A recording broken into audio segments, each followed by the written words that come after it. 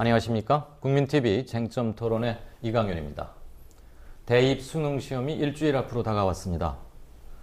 자사고나 특목고가 아닌 일반계 고등학교 교실은 죽은 지 이미 오래이고 망국병이라는 사교육은 백약이 무효입니다.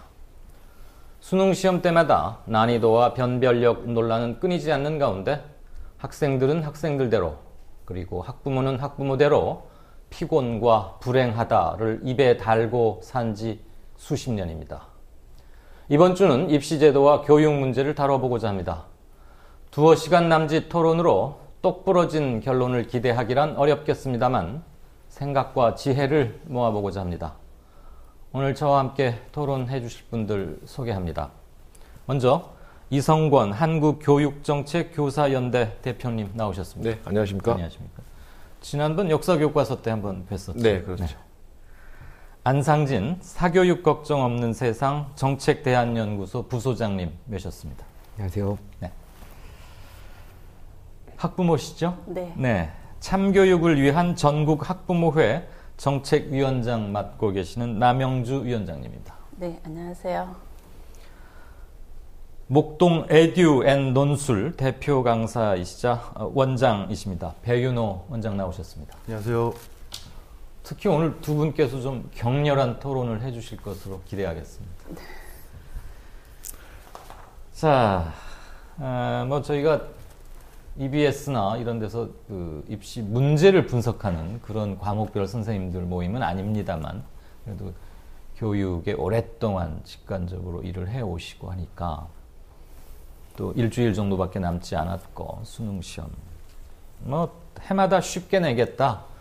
교과서에서 학교 수업 받은 학생이면 다 풀게 하겠다라고들 말을 하는데 조금의 난이도에 따라서 부모들이나 수험생들이 받게 되는 영향, 출렁이는 여파는 작지 않은 것 같습니다.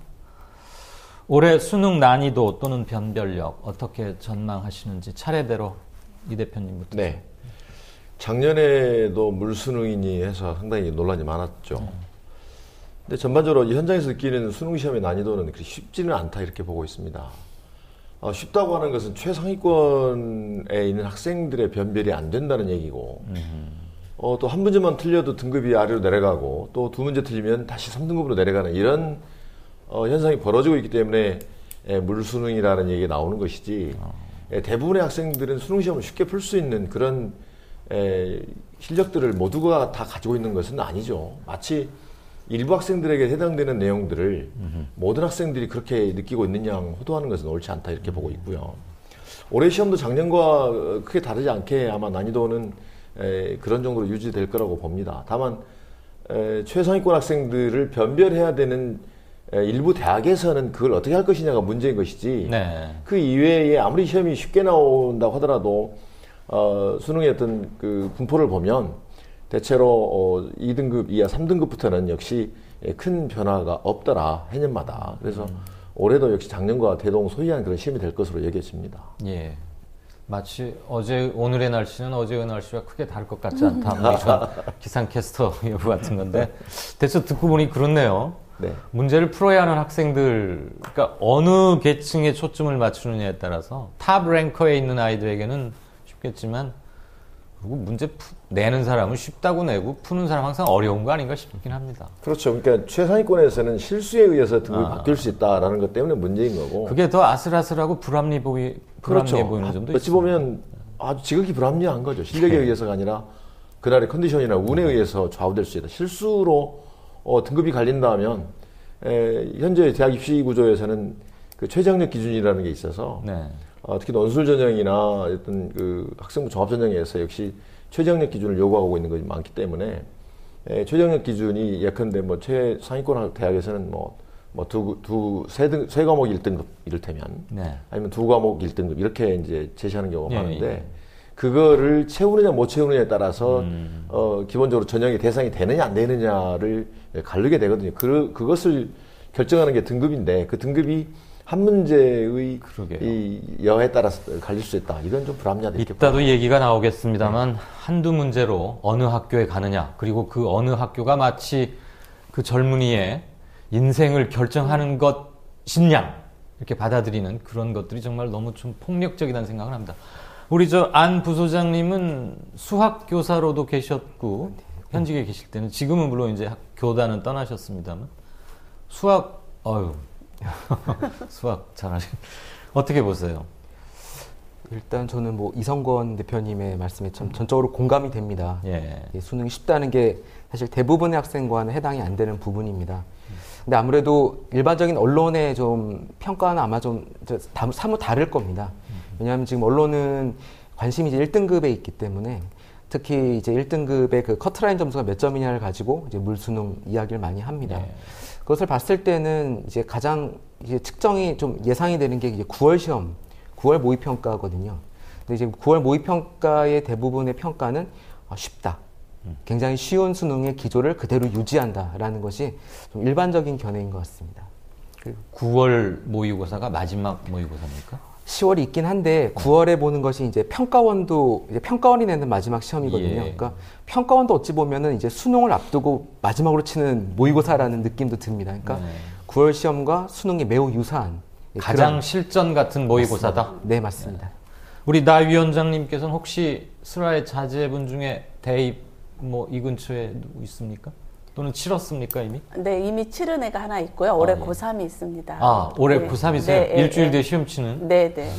그러시군요. 특히 관심이 많으실 것 같은데 어떻게? 이 문제 되게 어려운 것 같아요. 제가 이걸 맞출 수 있었으면 좋겠고요. 네. 저 바람이 있다면 무조건 쉬었으면 좋겠습니다. 사실 우리나라 수능 시험이 그 오지선다형 정답 맞추기식 시험이란 거잖아요. 그래서 전 정답 이렇게 그 선다형식 문제 정답 맞춘 아이들이 역량이 뛰어나다고 사실 말하기는 저는 100%는 옳다고는 생각하지 않아요. 그래서 일단은 대학에 가고자 하는 아이들이 모두 들어갈 수 있었으면 좋겠고, 그리고 시험은 쉽게 나왔으면 좋겠습니다. 제 바람입니다. 네. 예. 다 쉬워서 점수가 다 똑같으면 어떡하죠? 그러니까 여러 가지 뭐 자격고사 하는 문제도 있고요. 네. 네. 그 문제도 있다가 네, 아마 네. 얘기가 잘 나올 것 같습니다. 우리 사교육의 현장에 계시고 그것도 가장 뜨겁고 핫하다는 목동에서 굉장히 유명하신 원장님이신데 수능 예측 가장 정확하게 하실 것 같네요. 아이고 그렇지는 않고 네. 앞에 이제 선생님들이랑 다 비슷한 의견인데요. 네. 이제 문제가 쉽다라는 게 학생들한테 부담은 적을 수 있는데 아까 말한 대로 이게 한 문제를 틀리면 등급이 바뀌는 거기 때문에 오히려 문제가 쉽다는 게 오히려 학생들한테 더 어려운 시험이 될 수도 있어요. 역으로 보면은 그런 문제는 좀 다시 말씀드리고 싶네요. 네. 이게 수능 때마다 아까 제가 오프닝에서도 말씀드렸습니다만은 변별력 논란, 뭐 물수능 이런 거 끊이지 않습니다. 쉬우면 쉽다고 꼬집고 문제라고 하고 어려우면 또 어렵게 냈다고 야단치고 어떻게 하란 말이냐 참 문제인데 시험인 이상 변별력 논란은 불가피한 겁니까? 그렇죠. 근데 이제 위원장님 말씀하신 대로 아이들을 평가하는 데 있어서 오지선다형 시험을 혹평하자면 찍기 시험이란 말이죠. 그럼 21세기 우리나라의 미래를 짊어지고 나갈 학생들을 평가하고 대학을 입학하는 데 있어서 수학 능력을 평가하는 데 있어서 찍기 시험으로 이게 온당한 거냐에 대한 질문을 해야 될 것 같고요. 예. 94년도에 처음 수능 시험이 도입되었을 때는 상당히 나름 창의적인 사고력을 가지고 있느냐를 평가하는 시험 도구로서는 그때 당시에는 괜찮은 시험이었다라고 봐요. 그 전에 완전 그 암기식의 시험에서부터 탈피한 것이었기 때문에 가히 환영받을 만했다 이렇게 보여지는데 이미 20년이 지나가지고 많은 변화들이 사회적으로 있었지 않습니까? 그래서 학생들의 역량들을 지식 역량들을 평가하는 데 있어서 온전히 찍기 시험인 수능 시험이 그걸 사회 변화를 추동할 수 있고 적합한 정도의 시험이냐에 대한 논의들은 많이 있습니다. 그래서 다시 말씀드리겠습니다만 입시제도에 대한 논의 예. 또는 수능 시험 체제에 대한 논의가 역시 연관되어져서 적절한 시험이냐에 대한 논의는 지속되고 있습니다. 예. 나 위원장님 어떤 견해세요? 변별력 논란 불가피하다. 네, 시험 늘 제기될 이상은, 수밖에 없다. 네. 대신 단순한 정답 맞추기 시험 문제는 아니었으면 좋겠다. 그래서 될 수 있으면 아이들의 다양한 역량을 체크할 수 있는 그런 문제가 나왔으면 좋겠다는 생각입니다. 아까는 쉬웠으면 좋겠다고 말씀하셨고 단순한 정답 맞추기는 또 아니었으면 좋겠다. 그러면 어느 쪽에도 그 두 개가 부딪히는 얘기는 혹시 그러니까 아닌가요? 학생들의 창의력을 평가하고 여러 가지 문제 해결력을 평가하는 데 있어서 꼭 시험이 어려워야 될 필요는 없는 거죠. 아, 그렇죠? 다양한 그러니까 정답을 요구하는 게 아니라 시험이 예. 각자의 해답들을 요구하고 그 해답들이 얼마나 창의적이고 얼마나 다양한 어떤 복선들을 다양한 어떤 방법들에 대해서 스스로 방법들을 제시할 수 있느냐 그런 역량들을 보는 거지 않습니까? 그런 단순한 암기 위주의 지식 위주의 어떤 시험이 아니라 이제는 성찰이나 태도나 어떤 이런 어떤 위주의 시험으로 가야 되지 않을까 하는 생각을 그게 하는 거죠. 객관적인 평가가 가능할까요? 그래서 나오는 문제가 이제 미리 얘기가 되는 건데요. 그러면 시험이 객관적이어야 되지 않느, 공정해야 되지 않느냐라고. 채점의 거죠. 기준은 뭔가 객관성이 담보가 되어야 우리 같이 교육에 목매달고 대입에 아주 큰 인생에 있어서 중요한 이벤트로 여겨지는 나라에서는 특히 더더욱 그렇죠. 또는 수능 채점과 서열화 전체 그 등급을 매기는데 누구라도 동의할 수 있는 기준이 필요한 거 아니에요? 그렇죠.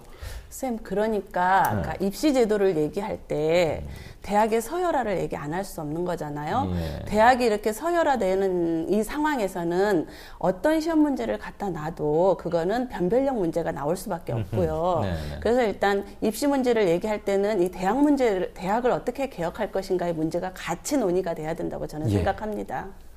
동의합니다. 그 변별력과 관련된 부분에서 이제 평가는 어쩔 수 없다라고 하는 부분에 저는 조금 동의하기가 어려운데요. 지금 사실은 이 수능이 변별력을 중시하는 게 이제 상대평가라는 체제를 고수하기 때문도 있습니다. 이게 뭐냐면은 지금 이 시험의 목적이 아이들을 쭉 줄 세우기 위한 목적인 거예요. 네. 그러니까 사실은 아이들 제가 만약 영어를 잘한다 하더라도 제가 잘하는 게 중요한 게 아닙니다. 이 옆 친구보다 잘하는 게 중요한 겁니다. 예. 그러니까 이게 끊임없는 경쟁을 해야 된다라는 것이죠. 그러니까 지금 뭐 한 개를 틀렸다 하더라도 다 맞은 아이들이 너무 많으면 상대적으로 밀리기 때문에 그래요. 하나를 틀리고도 이제 울 수밖에 없는 이제 그런 구조입니다. 그게 이제 상대평가의 문제점입니다. 쭉 줄을 세워서 아이들을 평가해야 되기 때문에 시험도 어려워야 되고 함정도 있어야 되고 가끔 학생들이 억울해하죠. 그러니까 이 상대평가 부분은 옆 친구를 이기기 위한 시험이기 때문에 필연적으로 이제 변별력을 요구가 되고 그렇게 되면 수능이 어려워도 문제, 쉬워도 문제입니다. 어려우면 이제 하나라도 더 맞추기 위한 치열한 경쟁이 있고요. 쉬우면 또 실수하지 않기 위한 경쟁. 그게 끊임없는 경쟁일 수밖에 없습니다. 알겠습니다. 그래서 이제 절대평가라고 하는 부분들을 우리가 고민을 해야 되는데요. 절대평가가 된다면 내가 옆 친구를 이기는 것이 아니라 내가 나의 스스로의 성적을 올리면 됩니다. 그래서 그 기준을 사실은 자기가 맞춘다고 한다면 사실은 더 많은 사람들이 높은 점수를 받아 같이 1등을 받을 수 있는 부분이 있죠. 그래서 저는 이 변별력 이야기를 할 때는 어떤 상대평가, 절대평가의 차이도 고려해야 된다고 생각합니다. 당연히 중요한 문제입니다. 그러면 상대평가를 철폐하면 해결이 됩니까? 지금은 그러니까 저는 절대평가화 되는 거는 대단한 추세라고 생각을 하고요. 사실 이런 좀 외국의 시험을 보더라도 이렇게 국가시험으로 아이들을 쭉 줄 세우는 거는 거의 우리나라와 중국, 이 동아시아에서 몇 나라가 하는 짓입니다. 그러니까 이게 과도하게 아이들을 줄 세우고 사실 줄 세우는 것도 가만히 보면은 정말 상위권 대학의 한 5%를 위해서 정말 모든 아이들 64만 명을 줄 세우고 있거든요. 그러니까 우리가 이런 문제 제기가 있습니다. 그래서 저는 이제 절대평가화 된다 하더라도 변별력이 없어지는 게 아니거든요. 예. 근데 완화된 변별력입니다. 아하. 그렇기 때문에 절대평가로 가는 건 추세인데요.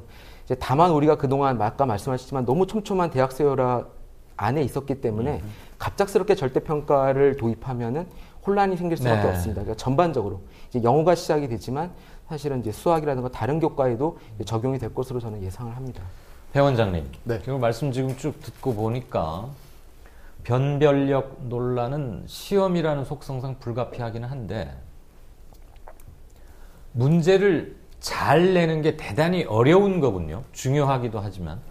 그러니까 문제를 잘 낸다 하면 지금 여러분들이 말씀하신 것을 다 충족시키면서 쉽게 내고서도 창의적인 것을 측정할 수 있고 아이들을 그렇게 괴롭히지 않고 달달달 외운 것만은 잘 통하지 않게 그러면서 변별력 논란이나 물수능 얘기도 안 나오게 그런 출제가 가능할까요? 저는 이제 어떻게 생각을 하냐면 수능이 이제 20년이 됐는데 예. 수능 문제는 굉장히 좋은 문제들이에요. 실질적으로. 기타 문제집에 있는 문제들과는 좀 다르고 나름대로 다 의도를 갖고 만든 문제거든요. 그러니까 처음에 만들었던 그 시스템에서 자꾸 진화를 하고 있어요. 그리고 입시제도 자체가 줄 세우는 시계, 그러니까 수능 점수로 대학을 가는 시대가 이제 좀 지나가고 있거든요. 근데 실질적으로는 수능에서 정시의 비중이 줄어들고 있거든요. 정시의 비중이 줄어든다는 건 줄 세우기로 인해, 즉 정시 성적으로 인해서 대학을 가는 비율이 점점 줄어들고 있다는 얘기예요, 사실은. 예. 그런 부분도 있기 때문에 현재의 변별력에 대해서는 뭐 여러 가지 논의한 바가 있지만 앞에 선생님들 말씀처럼 절대평가로 가고 있는 과정이거든요, 지금. 예. 영어 지금 절대평가 만드는데 한 5년 정도 걸린 거예요. 그래서 아마 이제 다 절대평가로 가는 추세이기 때문에 요 변별력에 대한 문제는 조금 이제 사라지지 않을까 저는 조심스럽게 그렇게 생각해 봅니다. 절대평가? 네. 저는 거기에 대해서 약간 다른 의견을 가지고 있는데요. 예. 수능 시험이 처음에 나왔을 때는 여러 과목들을 통합하는 내용으로 상당히 복합적인 또 종합적인 사고력을 요구하는 문제들이 상당수 차지하고 있었죠. 네.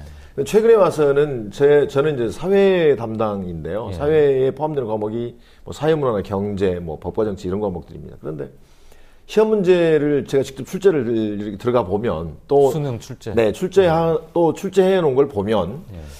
아이들의 정말 사고력을 측정하기 위한 문제가 아니라 아이들이 실수하도록 함정을 곳곳에 파놓고 그 함정을 피해가는 기술을 자, 사고력이 아니라 함정을 피하는 기술을 연마를 해서 시험을 봐야 된다고 하는 것이 과연 아이들이 그 젊은 청소년 시기에 해야 될 일인가? 그럼 문제를 그렇게 안 내시면 되잖아요. 그렇죠. 근데 그렇게 안 내면 문제가 어려워지지가 않고 변별이 안 된다는 거예요. 그러니까 수능시험 문제는 단지 수능시험 문제로 볼 게 아니라 수능시험 자체의 문제도 있습니다만 수능시험과 대학과 대학 입시와 고등학교 교육이라고 하는 이런 삼각체제에서 종합적으로 평가하고 봐야 옳게 평가가 될 수 있고 따라서 안 소장님 말씀하신 대로 이제 저도 이제 뭐 절대평가 내지는 자격고사화하자는데 저는 주장을 하고 있는 그런 편인데요.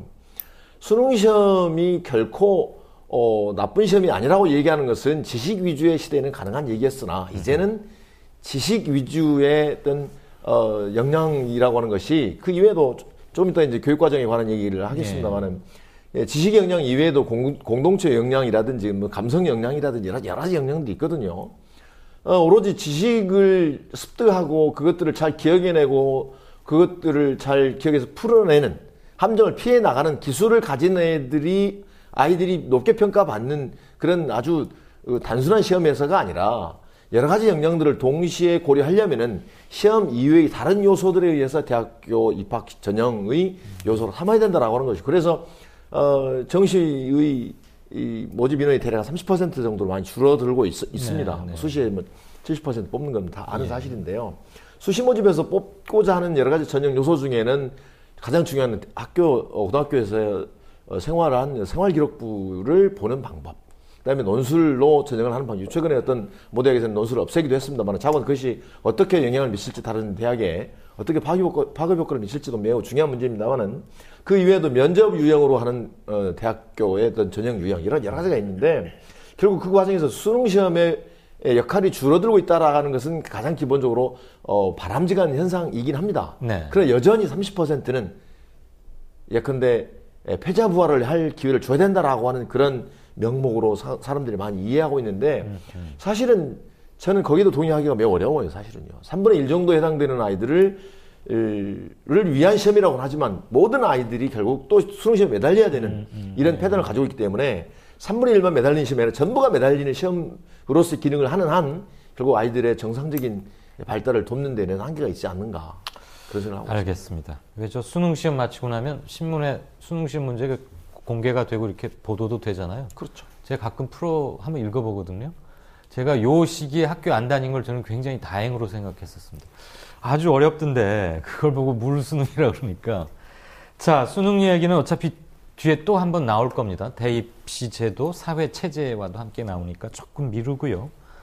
공교육 체계의 근간이라고 할 수 있는 교육과정 얘기를 안 할 수가 없습니다.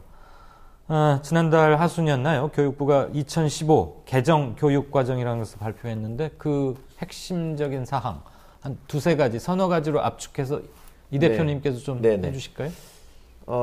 이번 교육과정 개정은 2015 개정 교육과정이라고 하죠. 지난 9월 22일에 발표가 됐습니다. 물론 네. 그 전에 행정 예고도 되고 네, 그래서 네. 교육부 장관의 고시를 통해서 확정이 됐는데요. 특이한 것은 아까 잠깐 말씀드렸습니다만은 이제 학생들의 핵심 역량을 몇 개를 설정했는데 뭐 자기관리 역량, 지식 정보 처리 역량, 창의적 사고 역량, 심리적 감성 역량, 의사소통 역량, 공동체 역량 이런 핵심 역량들을 기르겠다라고 설정했죠. 가장 중요한 개정의 동기가 뭐였냐면 문이과를 통합하자. 특히 고등학교에서의 문이과를 통합하자는 그런 의도였는데 결론적으로 말씀드리면 문이과 통합은 사실상 어려운 게 아닌가 하는 생각을 하고 있습니다. 어렵다고요? 네. 왜 그러냐면 문이과를 통합한다는 얘기는 모든 학생들이 똑같이 모든 과목을 같이 이수해야 된다라는 의미가 아니고 네. 학생들의 진로 선택이나 각자가 가지는 기질이나 소질이나 적성 또는 진학하고자 하는 학과에 따라서 여러 과목들을 자유롭게 선택해서 이수할 수 있는 그런 길들을 만들어주는 게 좋은데 그렇지 못하고 있거든요. 그래서 공통사회와 공통과학이라고 하는 과목을 수능시험으로 예컨대 포함시켜서 시험을 본다 하더라도 그 이외의 과목들은 역시 또 갈릴 것이기 때문에 문이과는 여전히 존재하게 될 가능성이 많다라는 그런 한계를 가지고 있고요. 물론 이제 인문사회과학이나 인문사회나 또는 뭐 자연과학의 과목들을 좀 더 균형 있게 배우고자 하는 그런 방향으로 가는 걸 매우 바람직하다고 봅니다.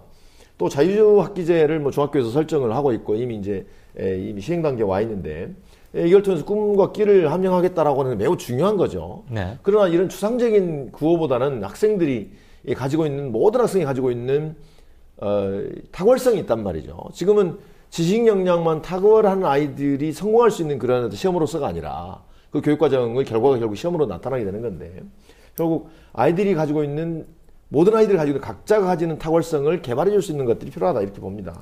어쨌거나 핵심을 하나만 골라라. 그럼 문이과 통합하겠다는 건데 네. 문이과로 나누는 곳이 사실 일본하고 우리 정도밖에는 별로 네, 없었죠. 네, 굉장히 그렇습니다. 시대착오적인 것이기도 하고. 그렇죠. 아이들의 인생을 고등학교 2학년 올라가면서 나눠야 되느냐. 이것도 참 또 하나의 폭력이 아닌가 싶은데 자, 그것은 뭐 뒤늦게나마 필요한 게 잘 충족된다고 치고요. 그냥 이제 시험을 쳐야 하는 학생의 입장에서만 보자면 네. 그럼 문이과가 통합이 되면 앞으로는 모든 학생들이 통합 사회와 통합 과학. 그러니까 예전에 문과는 뭐 과학은 잘 안 해도 됐고 뭐 이과는 사회는 안 해도 이제는 다 해야 됩니까? 그럼 입시 부담은 좀 늘어납니까? 그거 좀 설명을 드리면 예. 결론적으로 말씀드리면 발표를 안 하고 있습니다. 명확하게? 네, 지금 굉장히 뜨거운 감자인데요. 그렇죠. 네. 교육과정 개정은 했는데 거기에 따른 이제 수능 발표를 안 하고 있습니다. 아. 그러니까 지금 논란이 되고 있는 거예요. 방금 말씀하신 대로 이 교육과정 개정의 취지를 따른다면 새로 만든 공통사회나 공통과학 또 공통사 이런 것들은 다 학생들이 봐야 될 것 같아요. 일단. 근데 이거를 다 보면 양이 너무 많습니다. 그러다 네. 보니 이게 거의 1학년 과목들이거든요. 그럼 네. 2학년 선택 과목들을 많이 못 볼 것 같습니다. 그러면 이게 또 하나 논란이 되는 게 과연 그럼 1학년 과목 중심으로 수능을 보고 2, 3학년의 과목을 안 보고 평가를 하는 것이 타당한 평가냐. 네. 그러니까 지금 이런 두 가지 제가 보면 딜레마입니다. 예. 굉장한 딜레마예요. 그래서 이걸 만약에 공통과목 다 보고 지금처럼 선택 과목까지 본다. 그러면 이 아이들은 최악의 수능을 맞이하는 겁니다. 그래서 지금 이런 문제 때문에 지금 교육부는 계속 연구를 하하고 있다고 하면서 이 발표를 늦추고 있습니다. 이게 지금 2018학년도부터 적용될 거죠? 그렇죠. 2018년도에 입학하는 학생들이 입학하는 학생. 예, 그때부터 배우기 시작해서 2020년에 3학년이 되는 아이들이 시험을 보는 2021 수능에서의 과목에 관한 그러니까 얘기입니다. 지금 현재는 몇 년 조금 기회가 있다고 생각하고 그렇죠. 교육부는 좋게 말해서 연구 중, 나쁘게 말해서 눈치 보는 중. 그게 근데 말이 안 되는 게요. 네네. 교육부의 말은 그겁니다. 3년 예고제라는 것도 뭐 쓰면서 얘네들이 중3이 되면 얘기하겠다라고 하는데요. 네. 근데 실제로 지금 학생들은 초등학교, 중학교부터 이미 수능을 생각하면서 공부를 합니다. 예. 그 말은 무슨 말이냐면 이걸 발표를 안 하면 이제 사교육기관에서는 이렇게 얘기할 수 있습니다. 공통과목만 준비하다가 나중에 선택 과목까지 들어가면 큰일 난다. 그거 어쩌려고 그러냐. 어허. 그러니까 이때는 만반의 대비로 공통과목 선택 과목 다 준비를 하다가 안 보면 그때 그만둬도 되지만 만약에 그냥 넉넉고 공통과목만 알겠습니다. 하다가는 큰일 날 수 있다. 이렇게 얘기할 수 있습니다. 배 원장님, 뭐 이 부분에 대해서 하실 말씀? 저는 좀 다른 접근 한번 해보고 싶은데 네. 교육부는 아마 안이 있을 텐데 네. 지금 발표를 못 하고 있는 가장 큰 이유는 선생님들의 반발이 좀 많을 거예요. 왜냐하면 수능에서 배제가 되거나 선택으로 옮겨질 경우 학생들의 관심도가 많이 떨어지잖아요. 예. 그럼 선생님들의 불만이 커지거든요. 그렇겠죠. 그런 부분이 있기 때문에 섣불리 지금 발표를 못 하고 있다라고 저는 보거든요. 네. 그러니까 문이과 통합교육이라고 해놓고 뭐 사회를 뺄 수도 없는 거고 과학을 뺄 수도 없는 거잖아요. 그러니까 예. 좀 애매하니까 지금 계속 눈치를 보고 있는 게 아닌가 저는 좀 그런 생각입니다. 그 수능 시험을 어떻게 치겠다는 게 말하자면 일종의 게임의 룰 같은 걸 정해주는 건데 그거 교육 과정을 바꾸겠다고는 말을 하고 게임의 룰은 확실히 똑부러지게 말을 하지 않으니까 어떻게 될까 하고 눈치만 보고 추측들만 무성할 수밖에 없다 이거죠. 교육부도 물론 이 같은 저간의 사정을 다 알고서도 이러고 있는 거겠죠? 당연히. 네. 네, 확실히 발표를 안 하니까 네. 이미 사교육기관에서는 이거에 대한 대비를 하고 있어요. 어떤 식으로 하고 있습니까? 예를 들면 통합사회, 그러니까 통합사회 이과에서도 배워야 되는 거잖아요. 문과에서는 네. 통합과학을 배워야 되고 그래서 예. 아예 초등학교 때부터 문과로 그러니까 진로를 예를 들면 그 외고 같은 애 진로를 정하면 초등학교 때부터 학원을 다니잖아요. 예. 이런 아이들을 대상으로 과학 공부도 해야 된다 하고 그 과학 커리큘럼을 짜고 있는 단계입니다. 네. 죄송합니다. 가장 큰 문제는 네. 발표를 지금 할 시기가 아닌데 예. 교육감들이 반대하는 이유 그거거든요. 준비가 전혀 안 돼 있는 상태에서 뜬금없이 발표를 했다는 거죠. 이게 지금 준비가 하나도 안 돼 있거든요. 그러니까 이렇게 하겠다는 안만 마련된 상태에서 덜컥 지금 하겠다고 해버린 거예요. 그러니까 이전 교육 과정이 아직 시행도 되지 않았거든요. 네. 이게 지금 어떤 의도에서 이런 건지 제가 뭐 추측하기로는 교육부가 이렇게 밀어붙인 건 아닌 거라고 봐요. 제가 보기에는. 왜냐하면 교육부는 로드맵이 있거든요. 근데 이게 뜬금없이 이렇게 발표가 된 게 저도 제 입장에서도 좀 황당한 거죠. 그럼 사실. 교육부 아닌 곳이 주체가 돼서 이것을 이렇게 빨리 공표한 뭐 그럴 만한 특별한 사정이 있을까요? 이게 사실 좀 재밌는 사건이었는데 이게 네네. 2013년에 사실 발발한 사건 때문에 이렇게 벌어진 겁니다. 네. 그러니까 2013년에 무슨 일이 있었냐면요. 그때 이제 당시 서남수 장관 때였는데요. 네. 그때가 이제 한참 대입 전형이 너무 복잡하다. 그 전에 3,000가지가 넘는 대입 전형을 줄여야 된다. 그래서 대입 전형 간소화 방안을 모든 국민들이 바랬습니다. 예. 근데 대입 전형 간소화 방안을 냈는데 이게 너무 이상한 거예요. 그게 뭐냐면 대입 전형 얘기는 조금밖에 없고 수능에 대한 얘기가 나온 겁니다. 세 가지 안을 가지고 수능을 가지고 이렇게 문이과 융합형 수능에 대한 것들이 얘기가 나온 겁니다. 근데 사람들이 보니까는 그래서 대입 전형 얘기를 안 하고 수능 얘기만 한 거죠. 봤는데 취지는 공감이 되는 거예요. 우리 아이들 교육을 반쪽만 받고 있다. 문과 아이들은 과학을 안 하고 네. 이과 아이들은 인문사회를 모른다. 그러니까 그런 것과 맞물려 가지고 이거 수능 괜찮다라고 얘기를 했는데 근데 가만히 수능을 바꾸려고 보니까 수능은 교육과정과 연결된 평가거든요. 예. 그러니까 교육과정이 안 바뀌고 수능은 바뀌는 거 너무 이상한 겁니다. 네네. 아, 그럼 교육과정 개정을 해야 되겠다. 그래서 2014년부터 교육과정 개정에 들어간 겁니다. 아, 잘 알겠습니다. 아무튼 뭐 조금 거칠지만 간략화시켜서 말하자면 반쪽짜리 정도만 나와 있다. 뼈대는 나와 있는데 그걸 구체적으로 어떻게 하겠다는 것은 아직 없다. 그러니까 당분간 혼란은 가중될 수밖에 없을 것 같다. 근데 이제 이런 꼭 거네. 짚고 넘어가고 싶은 문제가 하나가 뭐냐면요. 네네. 우리나라 교육계의 중요한 문제 중에 하나가 교육 과정이라고 하는 것은 학교에서 초, 중, 고등학교에서 무엇을 어떻게 배울 것이냐, 네. 또 어떤 내용으로 한계가 뭐냐 이걸 결정하는 거기 때문에 매우 중요하죠. 그런데 또 하나 중요한 얘기 교육 평가 영역입니다. 그런데 예. 교육 평가는 학교에서의 뭐 중간 기말 시험이라든지 모든 학생들의 발달을 추동할 수 있는 그런 시험으로서의 기능도 역시 중요한 거지 않습니까? 예. 피드백을 하고. 그런데 우리나라의 교육 평가는 오로지 수능 시험에만 집중되어 있기 때문에 수능 시험의 형태나 어떤 영향력 여하에 따라서 교육 과정 자체가 왜곡되는 거예요. 아무리 좋은 교육 과정을 짜놓는다 하더라도 평가 자체가, 다시 말해 수능 시험 자체가 교육 과정을 지배하는 형식이 되기 꼬리가 때문에 몸통을 지배한다. 그렇습니다. 뭐 이런 겁니까? 뿐만 아니라 더 큰 문제는 뭐냐면 2009 개정 교육 과정이라고 해서 아까 원장님 말씀하신 대로 아직 다 완성되지도 않은 교육 과정임에도 불구하고 네네. 그런 일들이 벌어져서 결국 2015 개정 교육 과정이 됐다면 불과 6년 만에 다시 개정이 된 거잖아요. 예.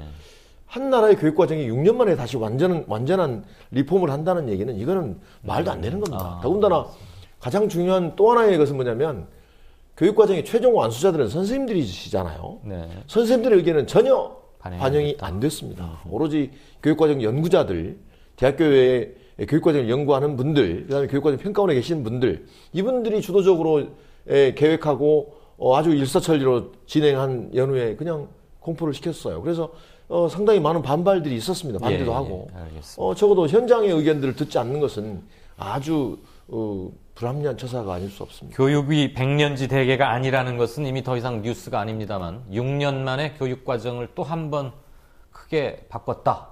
이것은 그렇습니다. 누가 봐도 설득력이 떨어질 수밖에 없는 것 같긴 합니다. 자, 그 문제는 뭐 별도 주제로 따로 떼서 해야 할 만큼의 큰 거니까 일단 거기서 잠시 매듭을 짓고요. 인문계 고등학교 교실 얘기를 좀 해보고자 합니다. 전국 고등학교의 한 70%가 이른바 인문계 고등학교죠. 그런데 고등학교 교실이 죽은 지 오래다 이런 말 많이 합니다. 잠을 아예 포기하고 잠을 자버리는 학생들이 상당히 많고 또 학력이 비교적 우수한 앞에 있는 아이들은 선생님이 하는 수업을 뭐 도저히 흥미가 없어서 들을 일도 없고 다 아는 거고 또 뒤쪽 성적이 좀 좋지 않은 아이들은 뭘 들어도 모르겠고 그러니까 아예 포기해버리고 그래서 이제 우열반이라는 거가 실질적으로는 많이 도입이 돼 있는데 그게 현실인데 일단 원론적 차원에서 현행과 같은 평준화 체제의 인문고 고등학교에서 우열반 편성하는 거 찬성이십니까? 반대십니까? 배 원장님부터 이번에는 네, 순서를 그렇습니다. 해서 네. 일단 찬반을 밝혀주시고 그 이유까지만 찬반과 이유 그리고 자유토론을 해보죠. 저는 찬성이고요. 네. 불가피한 측면이 있다고 봅니다.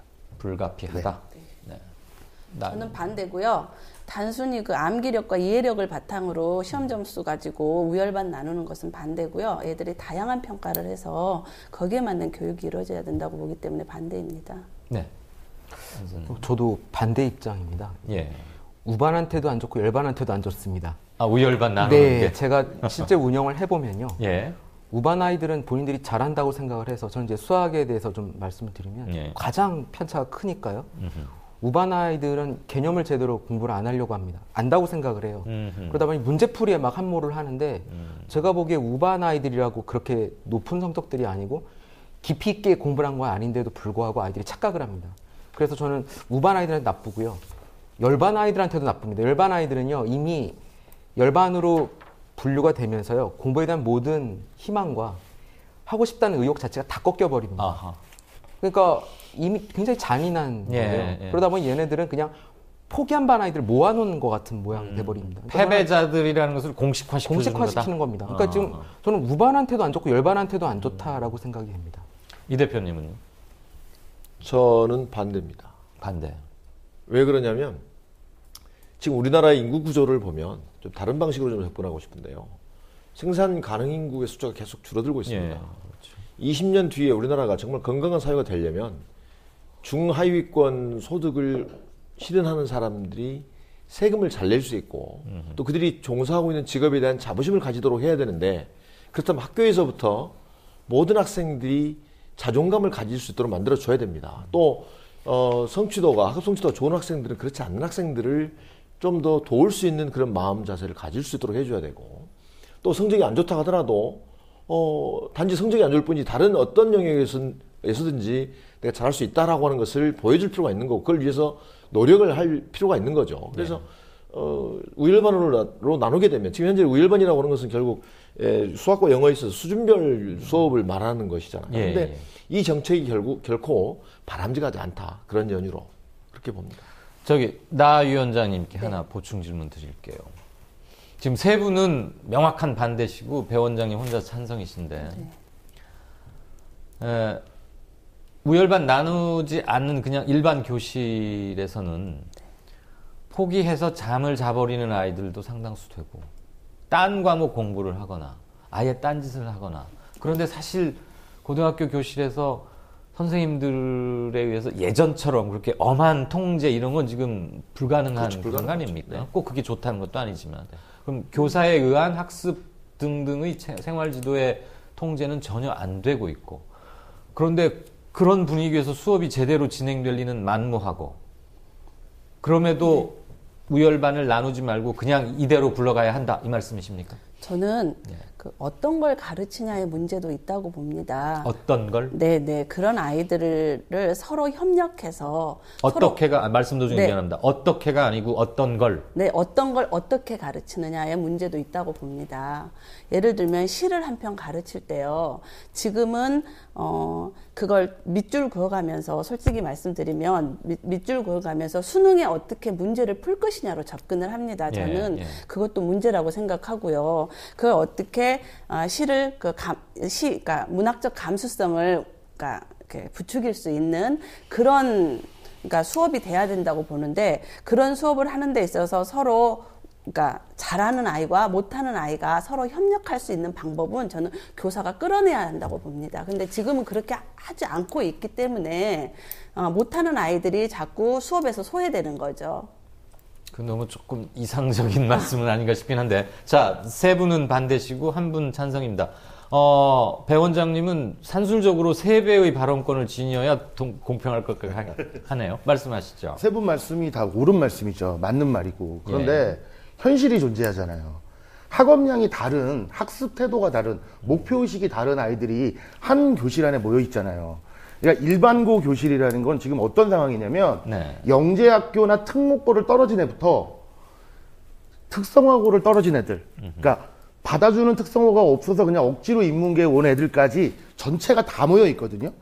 이 전체가 다 모여 있는 이 형태에서 하나의 수업을 맞춘다는 건 불가능한 얘기입니다. 그거는 우열반은 뭐 마음이 아프고 뭐 저도 그렇게는 말하는데 그럼 실질적으로 그 교실에서 누가 무슨 공부를 하냐는 거죠.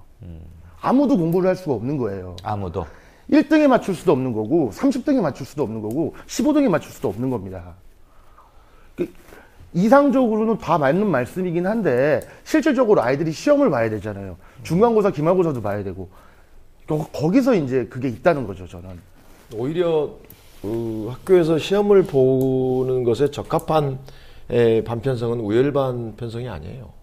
그러면 우열반 편성을 해놓으면 오히려 공부하는 내용 자체가 상당히 다를 수 있고 수준별로 수업 내용, 교수 내용이 다른 내용이 다를 수밖에 없죠. 교재도 다를 수 있나요? 그렇죠. 네. 그렇다면 전체 한 학년을 전체를 대상으로 한 시험에서 공통적인 문제를 내서 시험 보기라는 매우 어려운 일일 수 있습니다. 자, 그런데 이 문제의 근본적인 원인은 이명박 정부에서 시작되어진 고교의 다양화 정책입니다. 제가 수업을 해보면 물론 뭐 특정 어떤 학생들을 주 대상으로 해서 수업을 할 거냐는 문제는 늘 있어왔던 문제이긴 하지만 더 중요한 문제들은 하나의 주제를 가지고도 학업 성취도가 좋고 태도가 좋은 학생들과 그렇지 않는 학생들이 동시에 수업에 집중할 수 있는 방법들을 개발해 놓고 있고 또 그걸 적용해야 되는 게 학교의 현실이란 말이죠. 그런데 다양화 정책으로 인해서 상당히 특목고, 과학고, 그다음에 자사고, 일반계고, 전문계고 이런 여러 가지 특성을 가진 학교들로 나눠놨기 때문에 제가 재직하고 있는 학교의 경우에는 이제 일반고이면서도 노원구 하기동에 있는 학교이기 때문에 상당히 또 과학 중점 학교이고 그래서 일부 학생들이 상당히 우수한 학생들이 많습니다. 그런데 동대문구에 있는 어떤 학교에 한번 나가서 이제 같이 얘기할 기회가 있었는데 1등급 국어, 영어, 수학을 같이 1등급 맞는 아이들이 학교 전체에 없어요. 동시에 세 과목 1등급을 그렇죠. 저희 학교, 제가 지적하고 있는 학교의 경우는 상당수가 있습니다. 같은 일반고임에도 불구하고 이런 편차가 나는 이유가 뭐겠느냐. 잠깐만요, 선생님. 그 동대문구와 선생님 재직 중이신 학교 이렇게 비교를 해주시는데 그 두 학교 학생이 치른 문제가 동일합니까? 시험이? 그렇죠. 왜냐하면 전국 모의고사니까. 네네네. 네, 전국 모의고사에서 같은 문제지로 그렇죠. 풀어봤는데 같은 서울시 인문계 고등학교에서 그렇게 차이가 많이 나는군요. 실제로 동대문구에 있는 어떤 학교의 경우에는 1등급이 2개도 아니고 국영수 3과목에서 영어 1등급을 맞는 한 학생이 수학은 4등급이더라고요. 그래서 제가 참 같은 그 교직에 있는 선생님들끼리 비교를 하면 그래도 여기 있는 선생님들은 정말 너무나 힘이 들겠구나 이런 생각을 제가 피부로 느꼈는데 다시 얘기로 돌아가서 결국 고등학교 체계에 대한 문제를 해결하지 않으면 이 문제는 해결될 수가 없다는 거죠. 그래서 그런 여러 가지 서열화되어진 고등학교도 사실 서열화된 거랑 마찬가지죠. 서열화되어진 고등학교 체계에서 인문계 고등학교 특히 문제가 되고 있는 인문계 붕괴를 얘기하고 있는 인문계 고등학교 내에서 수업을 적절하게 또 바람직하게 할 수 있는 방안이 무엇이냐고 얘기하면 상당히 어렵습니다. 그래서 네. 근본적인 문제에 대해 해결이 되어야 될 것 같긴 한데 현실은 또 그게 아니니까. 그렇다면 그 가운데서 또 나눠서 한다는 것은 일부 학교에서는 모르겠습니다. 원장님 말씀하신 대로 그런 소기 목적을 달성할 수는 있을지는 모르겠죠. 그러나 적어도 아이들이 잘하는 아이들을 더 잘하게 만들어주고 좀 더 학업 성취도 떨어지는 아이들은 학업 성취도만 올릴 것이 아니라 그가 잘하는 것들을 개발해낼 수 있는 것이 수업이고 수업이 오로지 학업 성취도에 관한 것만은 아니죠. 그 외에 진로라든지 또는 여러 가지 취미활동이라든지 교우관계라든지 공동체 역량이라든지 심리적인 어떤 역량 이런 것들을 길러주는 종합적인 어떤 종합체계로서의 수업이라고 한다면 결국 우열반은 바람직하지 않다 이렇게 보는 거죠. 그럼에도 불구하고 지금 이른바 수준별 뭐 학습 이래가지고 과목별로 이동하고 실질적으로는 우열반을 하고 있는 실태가 어떻습니까? 대략 퍼센테이지로 한다면은 실질적으로는 시행은 되고 있는데 네. 효과는 좀 많이 미미한 편이에요. 왜 그렇죠? 세분화돼서 나누지를 않기 때문에. 그러니까 거의 절반 정도 식으로 가기 때문에 크게 그렇지는 않은데 문제는 지방학교입니다. 지방학교는 아까 선생님 말씀하신 것처럼 서울 내에서도 차별이 많잖아요. 지방은 더 심합니다. 그러니까 전교 1등이 모의고사를 보면 1등급이 없는 학교가 태반입니다. 네. 근데 그 학교에서 어떤 식으로 유치를 하냐면 전교 20등 정도까지 30등 정도까지는 따로 선발을 해요. 그래서 이름을 붙여놓고 따로 관리를 합니다, 얘네들은. 현행 학생 선발 방식 중에서 상위 몇 명 우수한 학생들을 따로 뽑을 수가 있습니까? 그러니까 자기 학교에서 공부를 잘하는 아이들을 따로 선발을 해서 그 등수 안에 들어가 있는 애들을 따로 교육을 시키거든요. 아니 선발 자체를 별도로 할 수가 있나요? 선발하는 게 그러니까 자기 학교 자원에서. 자기 학교로 배정된 학생들 중에서 좀 학업이 우수할 것 같다는 친구들을 따로 모아서 별도 관리를 한다. 이 말씀이시죠? 그러니까 서울, 경기는 대도시 지역이기 때문에 이슈화가 금방금방 되기 때문에 그러진 않는데 지방학교는 이미 다 시행하고 있고 심지어 그 학생들만 기숙사에 배정을 시켜서 계속 공부를 시키거든요. 그러니까 제가 말씀드리고 싶은 건 이미 지금 이루어지고 있는 사실이라는 거죠. 지금 하고 있는 거고. 그러니까 이게 된다 안 된다가 중요한 게 아니라 이미 하고 있다는 거죠. 현실이다. 그러니까 공부를 잘하는 애들은 학교 수업에 만족을 못하니까 학원을 가는 거고요. 공부를 못하는 애들은 학교 수업을 따라갈 수가 없으니까 학원을 다니는 거예요.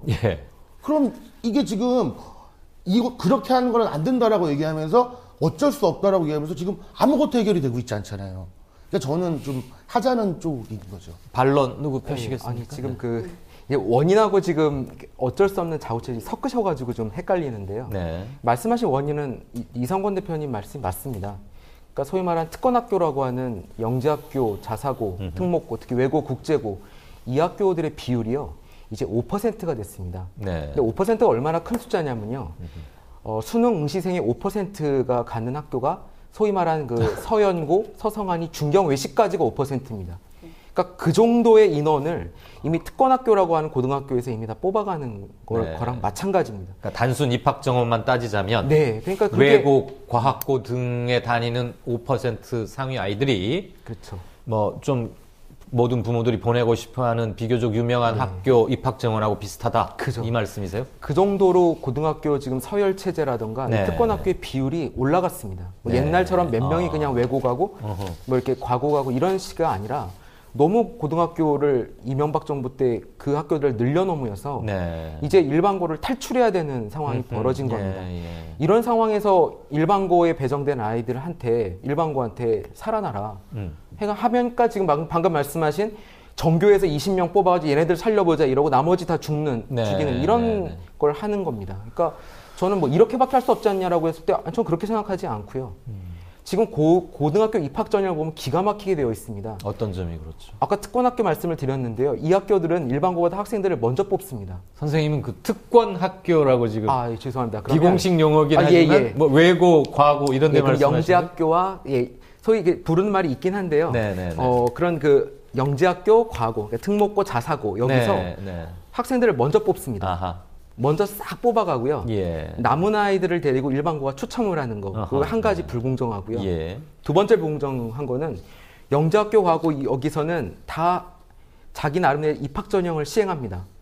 면접도 보고 네. 애들 성적도 보고 그래서 마음대로 뽑아가면서 자기 입맛에 맞게 학생들을 선발한다 선발합니다. 이거죠. 네. 이제 남은 아이들을 서울 같은 경우는 이게 배정, 추첨을 하는 겁니다. 일반고는. 예, 예. 그러니까 구조적으로 이렇게 짜놓고 그러니까 마치 달리기를 하는데 일반고 아이들은 뒤에 출발점에서 손발 다 묶어놓고 완전분장시키고 한 일주일 굶겨놓고요.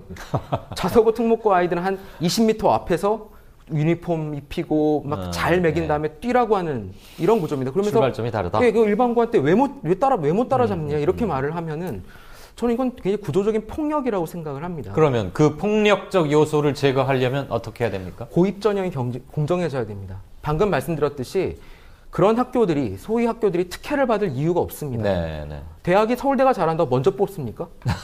연고대학 아이를 먼저 뽑고 남은 아이들 나머지 학교 가라 그러면 난리가 날 겁니다. 근데 그렇네요. 고등학교는 이렇게 예. 하고 있는 겁니다. 어허. 그러니까 저는 일반고와 정말 그 소위 말하는 다른 학교들이 전형이 같이 진행이 돼야 됩니다. 알겠습니다. 잠깐만요, 여기서. 네네. 저기, 남영주 위원장님. 지금 안 부소장님 말씀 들으니까 이건 정말 민주성을 완전히 상실한 선발 방식인데, 네, 그렇죠. 학부모회, 참교육위원 전국 학부모회에서는 가장 규탄을 세게 하고 이거 빨리 뜯어 고치라고 계속 줄기차게 요구하셔야 할 바가 아닌가 싶습니다. 요구하고 있습니다. 그런데 네, 몇 년째 네. 해도 감감무소식이에요? 네, 그렇고요. 저는 이 문제는 정말 이렇게 사회적 가치를 어디다 두느냐의 문제이기 때문에 네. 사실 쉽지 않고요. 네. 근데 이제 우리 아이들을 정말 교육이라는 이름으로 사실 패배감을 심어주는 거잖아요. 그러니까 네. 이 부분을 고쳐달라고 계속 저희는 요구를 하고 있고요. 이 사회적 가치를 단순한 아이들한테 경쟁으로 이렇게 들이댈 게 아니라 어떻게 협력적으로 공동체를 만들 수 있는가에 대해서 포커스를 맞춰야 되는데 자꾸 입시 제도를 그대로 두고 거기에 있어서 어떻게 살아남으라 하니까 이런 문제가 계속 생기는 거라고 생각합니다. 이성원 대표님, 네. 지금 수준별 이동 학습, 네. 이른바 우열반 이제 그렇게도 표현하지 않습니까? 그렇습니다. 그게 더 공식 명칭 모르겠는데 그거는 교육부에서 허가하고 있는, 해도 좋다고 하고 네. 있는.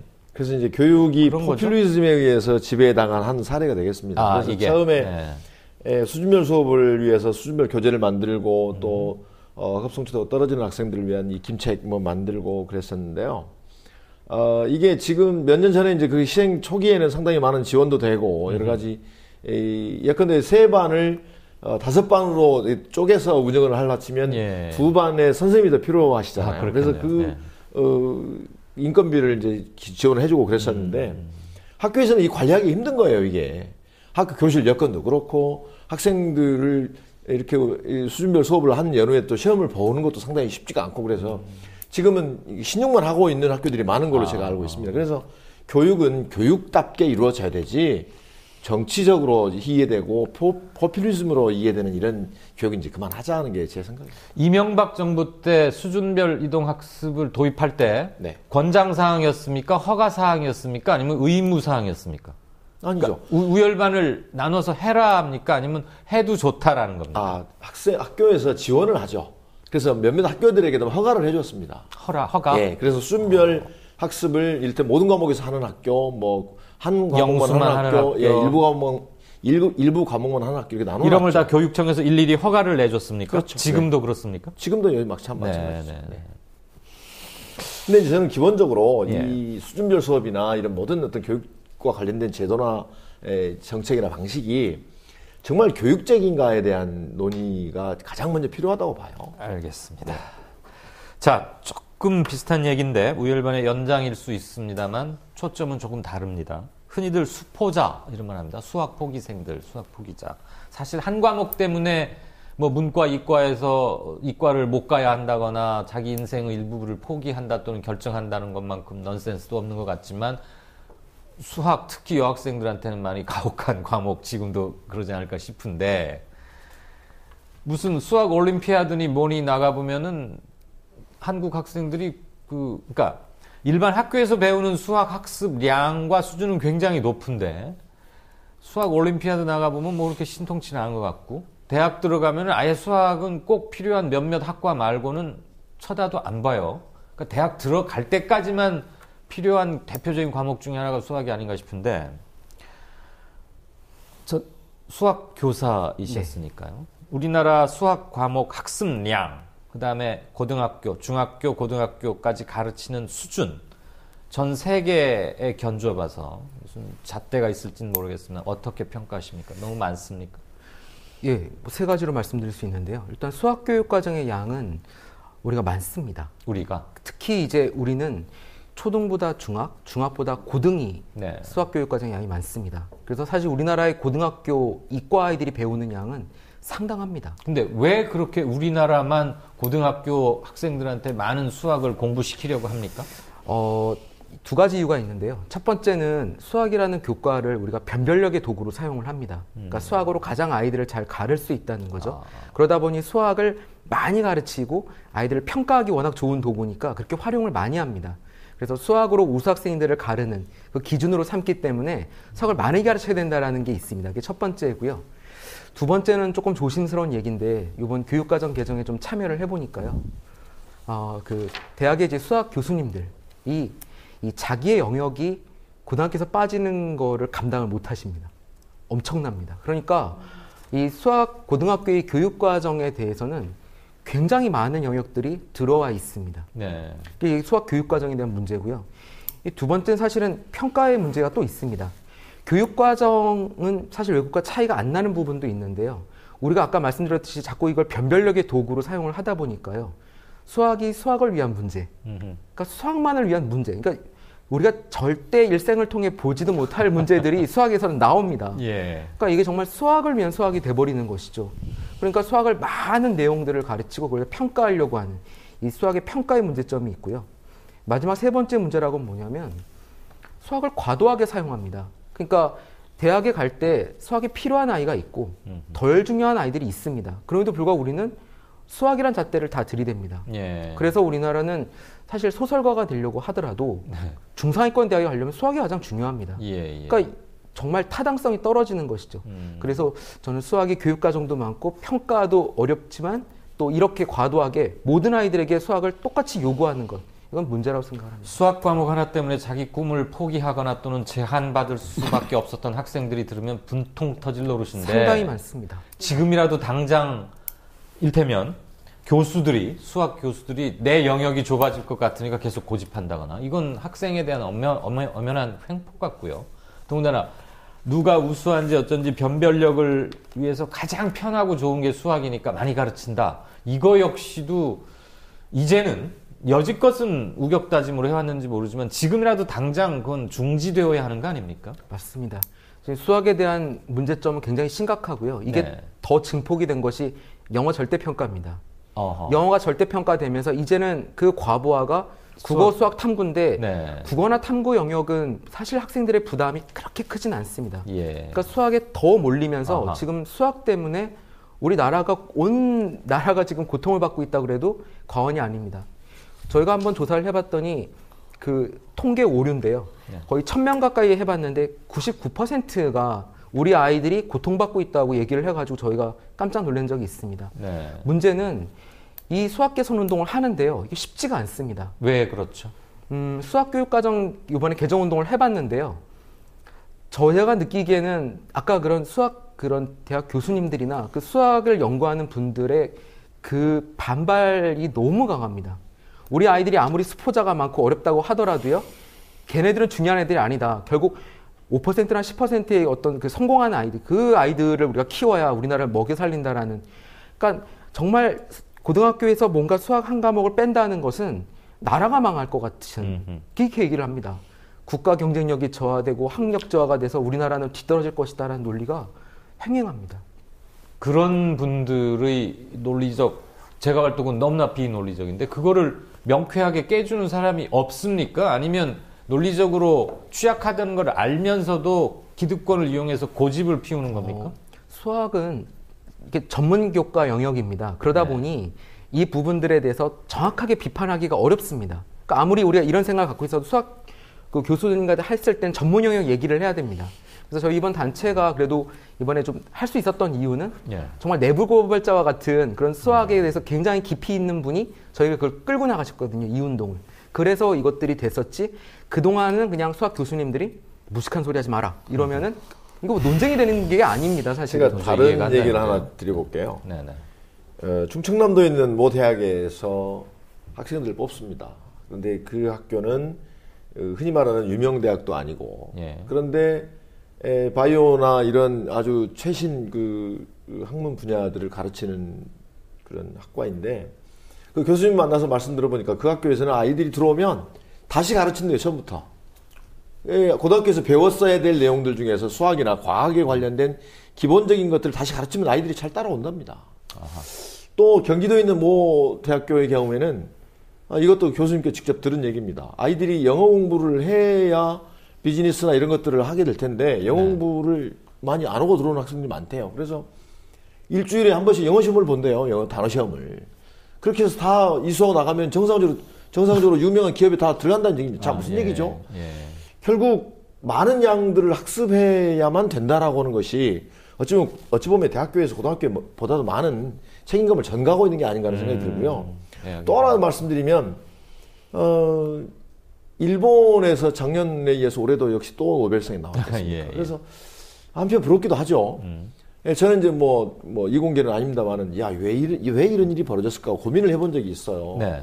그럼 우리나라는 고등학교까지 너무나 많은 양들의 학습을 하지만 그 이후에 적어도 특정 분야에서 창의력을 발휘하거나 저 탐구력을 발휘할 수 있는 그런 자질들이 제대로 못 길러졌다라고 밖에는 해석할 수 없는 거잖아요. 그러면은 정말 정책을 담당하는 사람들이 이게 어디가 문제인지에 대해서 고민을 해야 되는데 그런 고민을 하기는커녕 아주 졸속으로 교육과정 개정해 놓고 포퓰리즘에 의해서 문제를 해결하려고 하는 이런 태도는 역시 우리나라가 앞으로도 미래가 없는 것이냐라는 그런 고민을 자기감에 빠지게 만드는 이런 계속 얘기입니다. 토론이 진행될수록 뭔가 좀 하나씩 실마리가 풀려가고 이렇게 하면 빛을 찾을 수 있겠다 이게 아니고 암담함만 더 쌓여가는 게 저만인지 그게 아니길 바랍니다만. 근데 그 수학계의 뭐 노벨상인가 뭐라고 하는 뭐 필드상. 필드상.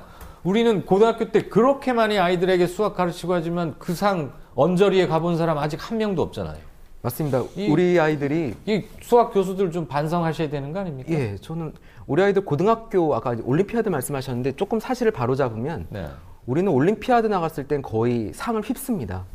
그러니까 그 국제 올림피아드 갔을 때 선수들이 있어요. 그러니까 그 선수들은 나가서 우리나라 수학이 굉장히 잘하는 것 같지만 몇 명만 마치 그렇죠.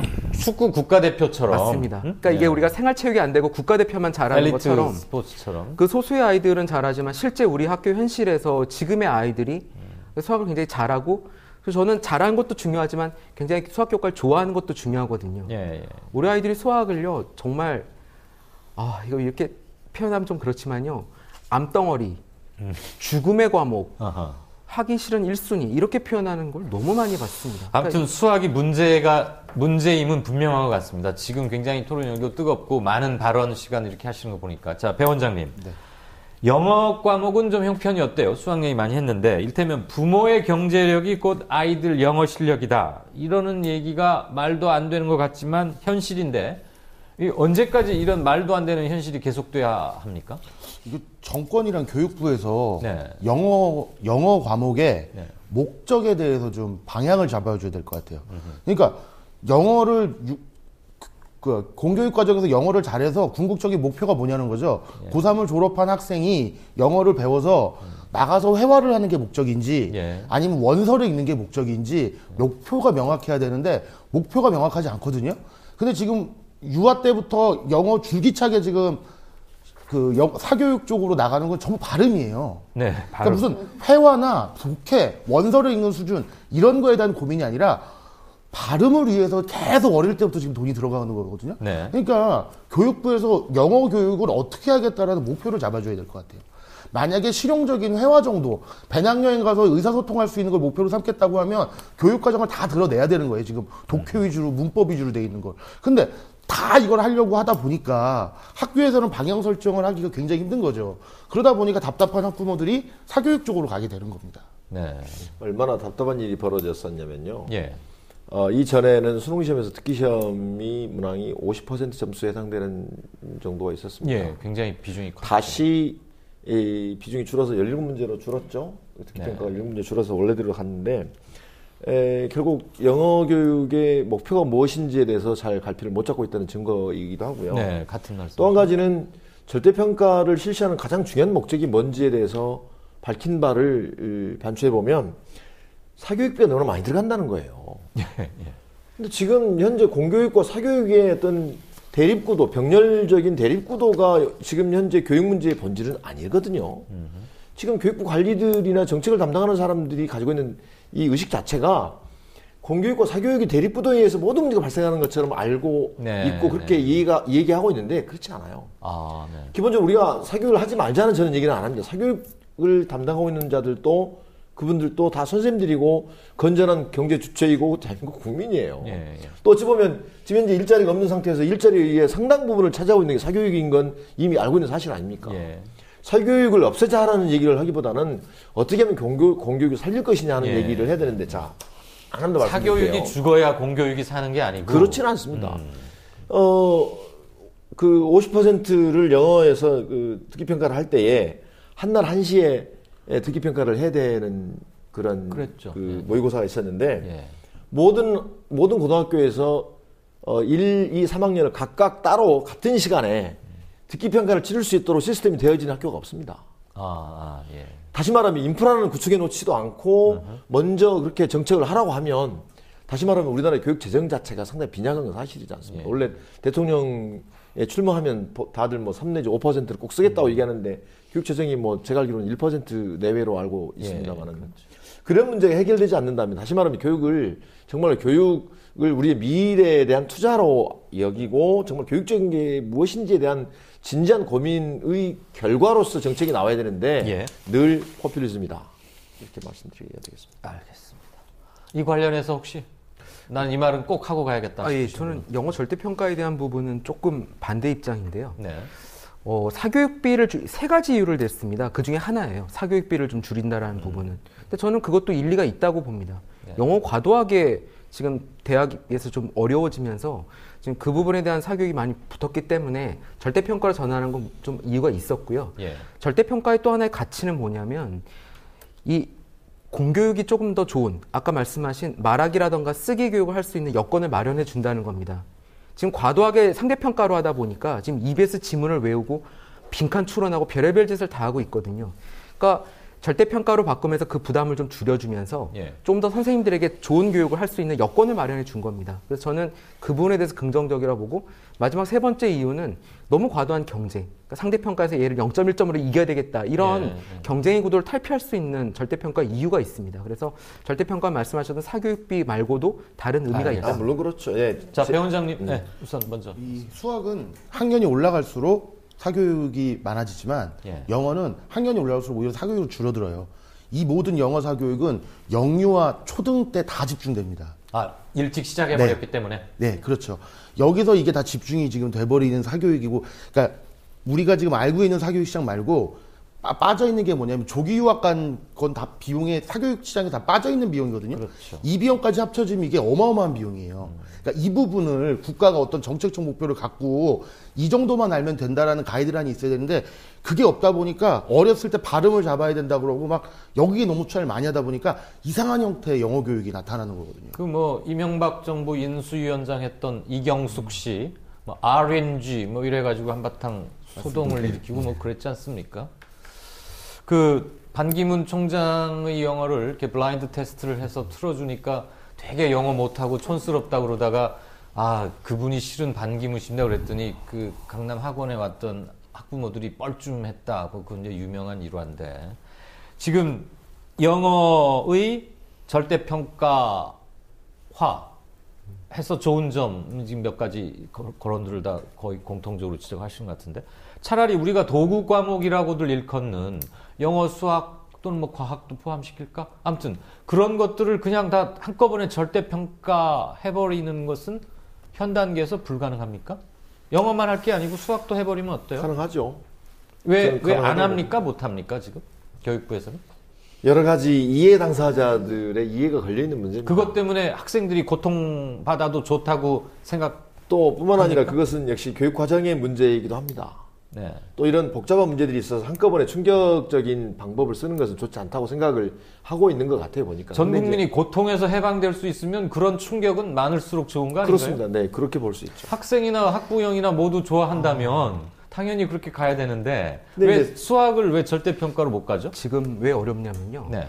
절대평가도 분명 변별력이 있습니다. 근데 문제는 이제 절대평가를 통해서 갖는 변별력이 지금 이제 상대평가에 비해서는 현저하게 낮기 때문입니다.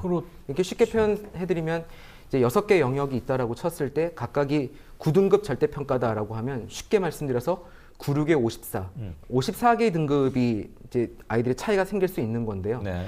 이게 솔직히 대다수의 저는 대학에서 정시로 아이들을 뽑을 때는 큰 문제 없다고 봅니다. 근데 이제 어디가 문제냐면 5%에 들어가기 위한 경쟁입니다.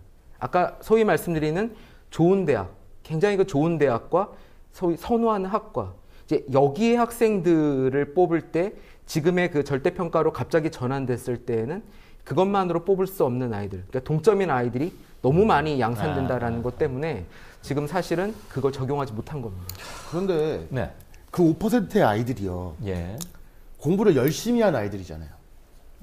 그렇다. 대학을 가기 위해서. 그러니까 예. 어떤 이유가 됐던 본인이 잘하기 위해서 공부를 한 건데 예. 싹 다 절대평가로 가버리면 정말 예. 다 맞은 거랑 세 개 틀린 거랑 같아지면 성취 동기가- 개인의 입장에서는 억울할 수도 있다는 거죠. 성취 동기가 실질적으로 없다. 봤을 때는. 예. 대학을 아이들 입장에서 봤을 땐 억울한 거죠. 나는 이렇게 열심히 공부했는데 이제 이런 생각이 드는 거죠, 사실은. 그러니까 그 부분도 아주 간과할 수는 없다니까. 영어 지금 절대평가로 만드는데도 엄청난 시간이 걸렸는데 수학까지 가기에는 한참 더 시간이 걸릴 것 같아요. 그러니까 이제 그 원장님의 말씀의 전제는 대학을 가는 학생들은 공부를 열심히 하고 잘하는 학생들이 가야 된다고 생각하시는 거잖아요. 네. 근데 저는 그렇지 않다고 생각합니다. 대학을 가는 데 있어서 꼭 공부를 잘해야만 대학을 공부를 잘하는 학생만 대학을 가야 되는 건 아니죠. 지금 20대의 80%가 대학생이라는 거 아닙니까? 그렇습니다. 근데 이제 네. 문제는 오로지 성적으로만 평가되어지는 것이 문제라고 하는 거고, 아까 제가 서두에 말씀드렸습니다마는 모든 학생들이 가지고 있는 탁월성들을 개발해 주는 게 교육이고 그것들을 추동화하는 게 교육이어야 되고 네. 교육 과정이 된다. 대학에서도 성적 이외의 다른 요인들을 정말 열정을 가지고 대하고 자기 주도적으로 자기 능력들을 개발해내려고 하는 그런 열정이나 또는 사회적 책임감을 발휘하는 학생들이 있다면 네. 그 아이들을 뽑아서 정말 국가의 중추로 사용하는 게 아주 역할하도록 하는 게 필요하지 않느냐 이런 생각을 하는 거예요. 그런데 네. 제가 꼭 드리고 싶은 말씀은 선생님 말씀이 다 맞고 옳은 말씀인데 제가 강구하는 건 뭐냐면 이런 겁니다. 지금 그 학생부 종합 전형의 비중이 점점 높아지고 정시의 비중이 낮아지고 있거든요. 네. 이게 재밌는 일이 어떤 현상이 벌어지고 있냐면 그래서 오히려 수능이 공정한 제도가 돼버린 거랑 비슷하게 됐어요.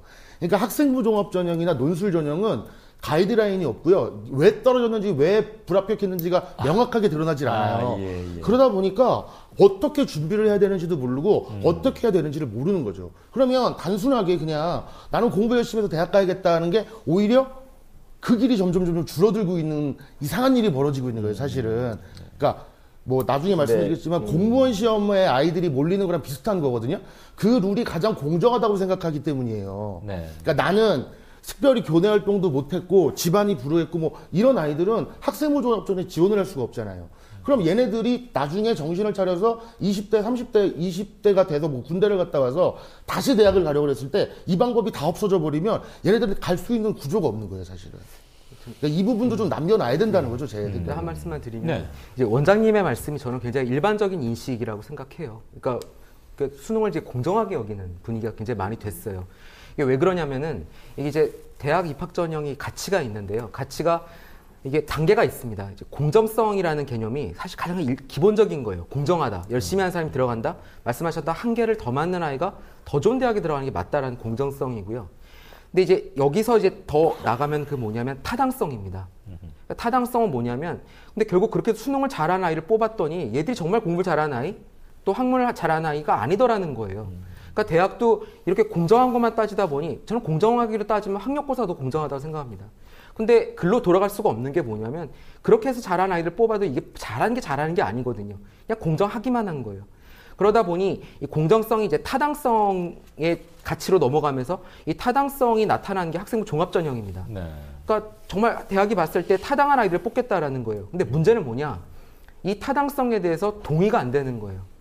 아, 저게 좋은 고등학교 아이들을 뽑은 게 아니냐. 걔네들을 선호한 게 아니냐. 타당성에 대한 신뢰가 안 가기 때문에 말씀하셨듯이 떨어진 애가 왜 떨어진지 모르고 붙은 애가 왜 붙었는지 모르겠고 그러니까 타당성이 뭐고 공정하기라도 해라. 이 얘기가 이제 되는 겁니다. 그래서 저는 당분간은 저는 수능의 어떤 퍼센트를 저는 유지해야 된다는 쪽이거든요. 수능의 퍼센트를 하면 뭘 지금 비율을 한 30% 정도에서 저는 정시전형 말. 네, 정시전형에서 30% 정도를 전 유지해야 된다라고 봅니다. 지금 우리가 근데 그것까지 교육부나 무슨 사회적 압력으로 대학들의 커트라인을 주거나 뭐 규제할 수는 없는 거 아닌가요? 그건 커트라인 안 하죠. 그러니까 지금은 정말 수능을 통해서 수능 시험 보고 난 건 대학이 이제 점수를 자유롭게 뽑는 거기 때문에 그거는 공정하고 대학이 이제 점수대로 뽑기 때문에 학생들도 다 그것들에 대해 승복하고 네. 난 0.1점 떨어졌다. 그러니까 저는 이 부분이 현재는 필요하다라는 거 보는 겁니다. 자, 한 말씀만 드리면 네. 영어 절대평가가 된다 그러자마자 고대가 정시 비율을 15%로 줄인다 그러고 서강대는 아예 정시를 폐지하겠다 그러거든요. 예. 이런 식으로 가는 거니까 대학교는 끝까지 한번 가보겠다는 거예요. 우리는 무조건 우수한 애들을 뽑겠다는 거예요. 어떤 방법을 써서라도. 이렇게 대학이 이기적으로 가고 있는데 저는 수능이라도 좀 남겨놔야 되는데 대학교에서 저렇게 막 다 빼버리고 있거든요. 이게 지금 우리가 처한 현실인 거죠, 사실. 그 고대나 서강대의 그런 조치들이 여타 대학에도 좀 영향을 미치고 있습니까? 정시는 무조건 축소가 될 겁니다. 그래서. 네. 저는 되게 대학의 욕심이라고 봅니다. 저게 좋은 게 아닌 거니까. 제가 지금 말씀하신 고대가 그렇게 예를 드는 게 저는 근데 그게 수능의 역할인지 아니면 본인들이 이제 공교육 정상화를 위해서 대입 전형을 개선하겠다라는 저는 그냥 그 취지대로 좀 받아들이고 싶은 부분인데요. 알겠습니다. 현재로도 수능 굉장한 변별을 갖고 있습니다. 그거를 만족을 못해서 우리는 이렇게 할 거면 우리는 안 하겠다 이렇게 하는 건요. 대학이 정말 욕심이 많은 겁니다. 자, 사교육 얘기를 좀 해보죠. 우리나라 사교육 가장 큰 특징은 선행학습, 한마디로 줄이자면요. 그런 것 같습니다. 모자란 것을 보충하거나 뭐 이런 거라기보다는 선행학습인데 왜 중고등학교 때 배울 걸 초등학교 고학년 때부터 배워야 하는지, 그것을 꼭 학부형들의 조급함으로만 탓을 돌릴 것인지, 선행학습에 올인하는 이유가 뭡니까? 대학의 비중이, 대학에 대한 그 학벌에 대한 비중이 이 시간이 지날수록 줄어들어야 되는데 시간이 지날수록 점점 커지고 있다는 거죠. 학벌이요? 사교육에 대한 사교육의 폭발적인 성장에는 IMF가 있거든요. 이 IMF를 전후하면서 사교육 시장이 완전히 팽창을 합니다. 그러니까 기댈 데가 없어진 거거든요. 그러니까 사다리를 탈 수 있는 방법이 대학밖에 없다고 보는 거예요. 그러면서 대학 진학률이 확 높아지거든요. 그러면 대학을 가기 위해서는 공부를 해야 되는데 공부를 하려면 미래로는 게 좋지 않냐. 이렇게 되는 기조로 가게 되는 거죠. 그렇게 되면서 사교육 시장이 어마어마하게 팽창을 한 거예요, 사실은. 저는 그런 측면이 있다고 보고요. 이따가 또 다시 얘기가 나오겠지만 이건 우리나라만의 추세가 아니라 신자유주의가 심화된 나라들, 양극화가 심화된 나라들의 거의 공통적인 현상이라고 보시면 돼요. 사교육과 선행학습? 네. 선행학습은 우리만의 문제는 아니다, 이 말씀이죠. IMF 때 제일 먼저 했던 게 우유 끊고 학원 끊고 이런 거였는데 역설적으로 IMF를 거치면서 사교육이 확 팽창했다. 네. 그러면 사교육 없이는 교육제도가 유지가 안 됩니까? 이성권 대표님, 아까 공교육을 살리는, 그러니까 공교육과 사교육을 대립적으로 보는 것 자체가 문제다, 이런 말씀을 하시면서 공교육을 살리기 위해서 사교육을 죽여야 하는 것은 아니다. 그렇죠. 예. 그러면 사교육 없이 공교육의 정상화. 공교육에서 그러니까 교육의 목표를 삼을 때 정말 성적으로 줄 세워서 저 성적이 좋은 아이들을 길러내고 그들이 대학을 가고 그들이 사다리를 탈 수 있는 구조를 만들어 줄 것이냐. 아니면 우리 사회에 있는 모든 아이들의 탁월성이 있다고 전제하고 그들의 능력을 길러줄 수 있도록, 그들의 자존감을 길러주고 정말 건전한 건강한 시민들을 만들어낼 수 있도록 할 거냐의 문제라는 말이죠. 그러나 사회는 역시 사회로 움직이는 사람들은 그간에 그래도 공부 좀 잘하고 대학을 좀 웬만한 대학을 나온 사람들이 나름대로 정책을 결정하게 되죠. 또 그들이 할 수 있는 역할들이랑 또 정해져 있는 거니까. 그러나 그 사람 이외의 어떤 성적이 안 좋았던 아니면 유명한 대학을 나오지 않았던 다른 사람에게 주목을 받지 못했던 사람들의 경우에 어떻게 행복감들 증전시켜 줄 수 있도록 그들이 정말 건전한 시민으로 살 수 있도록 만들어 줄 거냐 하는 것도 매우 중요한 문제예요. 제가 알겠습니다. 진학 관련 교사단체를 그만두고 정책연대를 만든 이유 중에 하나가 정말 공부 잘하는 한 15% 정도 아이들을 어떻게 해서 대학을 흔히 말하는 서울대 숫자로 대별되어지는 각 학교 간의 경쟁 문화가 바람직하지 않다는 거죠. 새누리당의 뭐 의원도 그걸 발표해가지고 제가 상당히 따진 적이 한 번 있습니다만은 저도 그거보다는 학생들이 정말 학교 생활에 만족할 수 있도록 제가 슬로건으로 내세운 게 즐거운 학교, 행복한 교실 뭐 이런 거거든요. 정말 그럴 수 있도록 하는 방법이 무엇이냐에 대한 보다 더 근본적인 사회 전체가 나서서 우리 사회의 어떤 교육의 방향을 정말 한 번 더 생각해 볼 수 있는 그런 기회가 있어야 된다고 저는 봅니다. 지금 그걸 하지 않으면 정말 이러한 병폐들은 계속 늘어날 것이고 이 문제를 단지 사교육을 없애자, 뭐 줄이자 이런 문제의 차원이 아니라 네. 정말 미래의 주역이 될 시민이 될 이 학생들을 어떻게 하면 행복하게 할 거냐. 네, 말씀하십시오. 우리나라가 사교육 시장의 규모가 큰 건 사실입니다. 네. 근데 이게 왜 크냐면요. 그러면 다른 나라, 우리가 보통 많이 예로 드는 뭐 북유럽의 아이들은 일찍 끝나고 학교에 와서 집에 와서 그냥 놀고 있는 게 아니에요. 얘네들도 무언가를 배우러 가거든요. 대신 근데 그것을 지불하지 않는 거예요.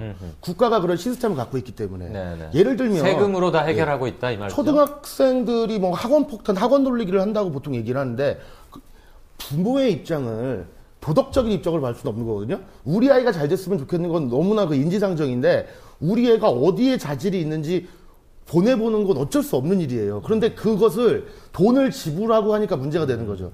그것이 방과후 학교나 지자체에서 설치가 다 돼 있고 그렇다면 거기를 그냥 신청해서 보내면 되는 거잖아요. 예. 근데 그것을 그런 인프라가 마련돼 있지 않다 보니까 어쩔 수 없이 돈을 내고 우리 아이의 성향을 알아보기 위해 돌아다니는 거죠. 그럼 교육재정 예산을 늘려서 사교육의 상당 부분을 공적 제도로 네. 흡수해 버리자. 지금 이런 제가 말씀. 항상 말씀드리는 것이 예산을 확보하고 네. 예산을 확보해서 그런 인프라가 구축된 다음에 뭐 사교육을 없애든 학원을 잡든 그렇게 하자는 거죠. 알겠습니다. 밑도 끝도 없이 그냥 학원을 돌린다. 뭐 이제 이렇게만 가면 그럼 아이는 어떡합니까? 그러면? 알겠습니다. 지금 아, 이 부분을 안 소장님? 네. 좀 섞으면 안 되는데 개념을 섞으시는데요. 네.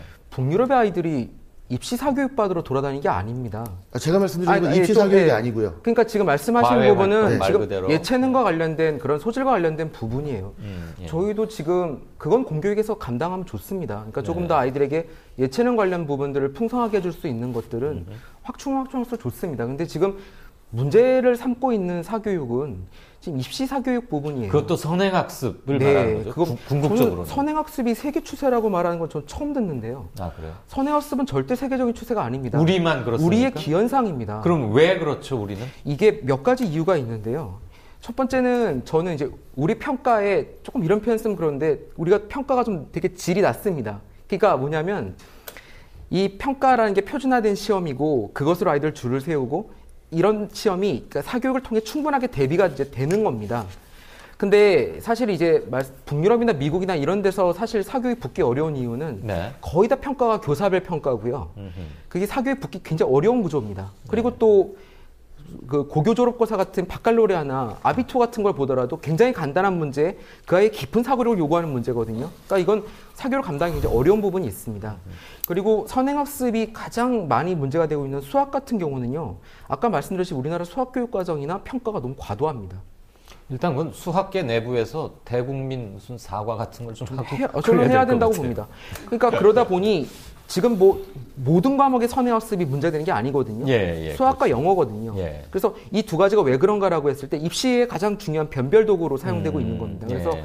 저는 수학에 있어서는 그런 부분들을 희석해 줘야 되고 이제 본질적으로는 사실은 그 모든 것이 사실은 경쟁이죠. 예. 그러니까 이런 경쟁주의로 줄을 쭉 세우는 시스템과 평가가 있다 보니 공교육은 누구나 똑같이 다 받는 거거든요. 그건 누구나 똑같이 하는 거고 조금 더 앞서 나가려면 사교육을 의존해야 된다라는 것들이 있는 겁니다. 이를테면 자기가 좀 부족한 부분을 사교육기관에 가서 보충받는, 그러니까 좀 이렇게 약간 뒤처지는 아이가 그곳에서 좀 더 자상한 설명과 이런 걸 해서 다른 아이들 수준으로 올라가는 이것까지는 뭐 누가 뭐라고 할 게 없을 것 같은데, 그리고 그런 개인의 어떤 지적 충족 욕구를 어떻게 국가가 법이나 뭘로 규제를 하겠어요? 다만 서울에 뭐 일테면 뭐 15억, 20억 그리고 월수가 1억이 넘는 집의 아이나 저기 어디 농촌에서 굉장히 힘들게 그분을 뭐 비하하는 절대 그런 거 아니에요. 그런 읍사무소에 가도 선행학습 학원이 있단 말이죠. 그러니까 왜 전국적으로 모두가 이 사교육에 이렇게 매달려야 하는가? 이거를 없앨 수 있는 방법은 없을까? 선행학습을 규제할 수 있는 방법은 없을까? 무모한 얘기입니까? 한국의 말씀하세요. 네. 그건 대학이 서열화되어 있는 이상 없어질 것 같지는 않고요. 네. 그리고 혹시 초등학교 1학년 수학 교과서를 본 적이 있으실지 모르겠지만 초등학교요? 네, 굉장히 어렵습니다. 초등학교 1학년부터요. 그래서 거기서부터 그러니까 그 사교육이 시작이 됩니다. 이렇게 떨어지는 아이들은 어쩔 수 없이 보충을 받아야 돼요. 그리고 네. 아까 그 문과에서 사실 그 미적분이 들어온 게 그 서울대 경제학과 교수님들의 요구에서 들어온 건 알고 계시죠? 그러니까 서울대 경제학과 아이들을 뽑아놨는데 미적분을 못해서 네. 경제학 수업이 안 되더라 이겁니다. 네. 그래서 사실 우리나라의 미적분 문과가 그러니까 문창과 가는 아이들도 미적분을 배워야 되는 이 현실로 도래가 된 겁니다. 저는 이런 구조가 계속 있는 한은 이게 사교육이 없어지지 않을 거라고 봅니다. 대학 경제학과에서 미분적분을 좀 가르치면 안 됩니까? 그러니까 다른 나라는 다 그렇게 한다고 합니다. 네. 근데 우리나라는 그렇지 않습니다. 이미 고등학교 과정에서 다 배워온 아이들을 뽑고자 하는 게 문제인 것입니다. 초등학교 1학년 수학도 그렇습니까? 굉장히 어렵습니다. 1 더하기 1은 2 이런 거 아닙니까? 그런 거 아닙니다. 죄송합니다. 지금 그래서 다시 이제 너무 교육과정 몰랐네요. 문제로 그 돌아갈 수밖에 없는 얘기인데요. 예. 그래서 이제 금방 말씀하신 문창과 갈 아이들, 그다음에 뭐 의과대학 갈 아이들, 그다음에 수학교육과나 수학과를 갈 아이들의 이 배우는 수학 과목은 책이 달라야 된다는 거죠, 기본적으로. 근데 아시겠지만 현재 수학 과목으로 설정되어 있는 과목이 몇 개 안 됩니다. 공통수학하고 2015 개정 교육과정에 의하면 수학 1, 2, 미적분, 확률통계 이 정도밖에 안 되거든요. 예. 물론 진로 선택으로 이제 뭐 실용수학, 기하, 뭐 경제수학 이런 게 있긴 하지만 적어도 수학 과목들을 세분화시킨다는 얘기는 교육과정에 혁신을 가져온다는 얘기고 교육과정의 혁신의 중요한 뼈대는 뭐냐면 학생들이 정말 필요한 과목들을 선택해서 배울 수 있도록 하는 그런 과정평가로 전환된다는 얘기고 그 얘기는 수능시험에 있어서의 변별력을 낮춘다는 얘기고 다시 말하면 학생들의 평가를 주로 하고 있는 고등학교에 있어서 선생님들의 평가권을 온전히 인정한다는 얘기거든요. 그래서 이런 문제들이 동시에 이렇게 해결될 수 있도록 하는 그런 논의 구조가 만들어지고 그런 전략을 짜야 될 그런 중요한 시점이다 이런 지금 봅니다. 이성권 대표님께서 마침 그 넘어가려는 화제의 앞부분을 끄집어 내주셨습니다. 수능 시험이 지금 뭐 게임의 룰이면서 실질적으로 입시제도이면서 교육과정이나 이런 것들을 지배하는 꼬리가 몸통을 지배하는 그런 형국인데 현실이 그러함을 일단 인정해야 될 것 같고요.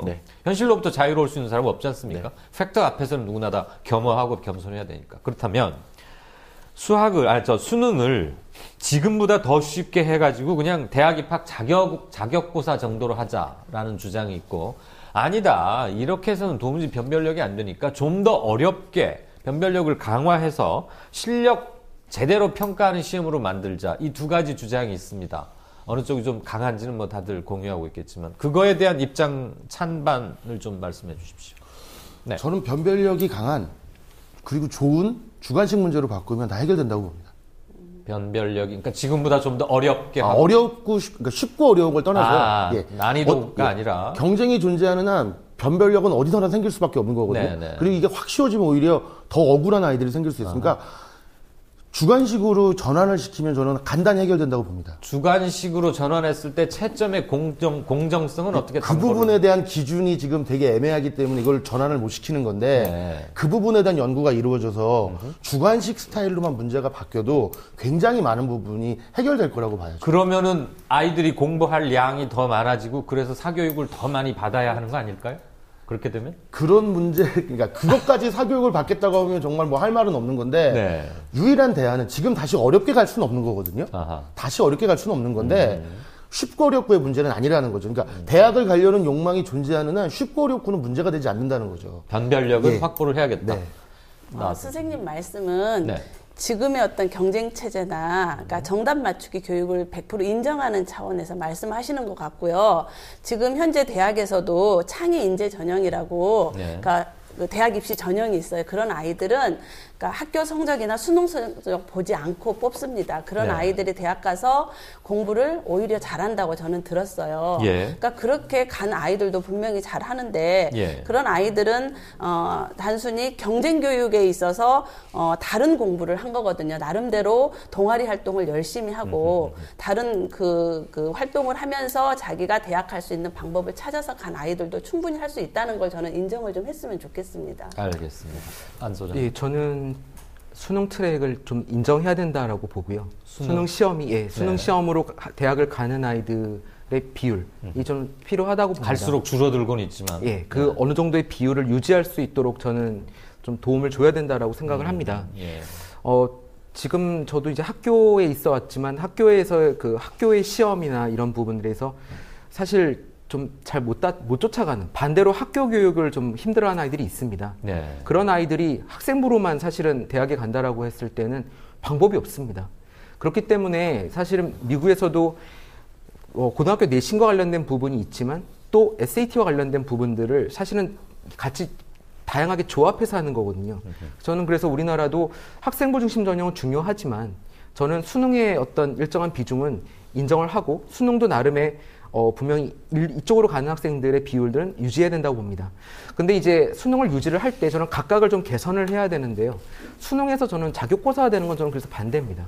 자격고사가 된다는 건 거의 그것은 변별력에 대한 부분 상실되는 거거든요. 예, 그래서 저는 절대평가된 정도의 등급과 그리고 그게 1단계고요. 그 다음 더 나갔을 때 사실은 아까 원장님의 저는 되게 동의를 하는데 그 논소수능 평가라고 하는 부분이 상당히 좋은 평가입니다. 네. 그러니까 그게 지금 같은 지식 위주의 어떤 찍기가 아니라 그 아이의 생각, 사고력 그리고 문장을 쓰는 어떤 그런 힘을 볼 수 있는, 논술력을 볼 수 있는 네. 좋은 시험으로 볼 수 있습니다. 그래서 저는 학생부와 수능을 비율을 유지하면서 어느 정도 유지하면서 수능을 개선하는 방향이 맞다고 봅니다. 알겠습니다. 이 대표님은? 노무현 정부 시절에 등급을 어떻게 할 거냐에 대한 논의가 된 적이 있습니다. 현재 상대평가 9등급제를 5등급이나 7등급으로 하면 안 되겠느냐고 제안이 있어서 그래서 검토가 이루어진 걸로 알고 있는데 네. 반대가 심해서 그냥 9등급으로 갔거든요. 누구의 반대가 심했죠, 구체적으로? 뭐 제 구체적인 내용은 잘 모르겠습니다만 그런 논의가 있었다고 하더라고요. 교육계획위원회에서 아마 논의된 거일 겁니다. 그런데 5등급으로 제가 한번 계산을 해봤더니 현재는 9등급 체계에서는 1등급이 4%, 2등급이 그 다음 7% 이렇게 해서 3등급까지 하면 12%에서 23%가 3등급 안에 들어가거든요. 예. 5등급제로 언뜻 계산해보니까 1등급을 10%까지 하고 2등급을 그 뒤에 25%까지 하면 35% 예. 정도가 이제 2등급, 5등급제로 했을 때는 이렇게 예, 포함되는 거거든요. 근데 이 등급의 급간을 늘려놓고 총 등급의 숫자를 줄여놓으면 예. 역시 10등급 안에 있는 학생들이 1등급으로 다 포함이 되는 거죠.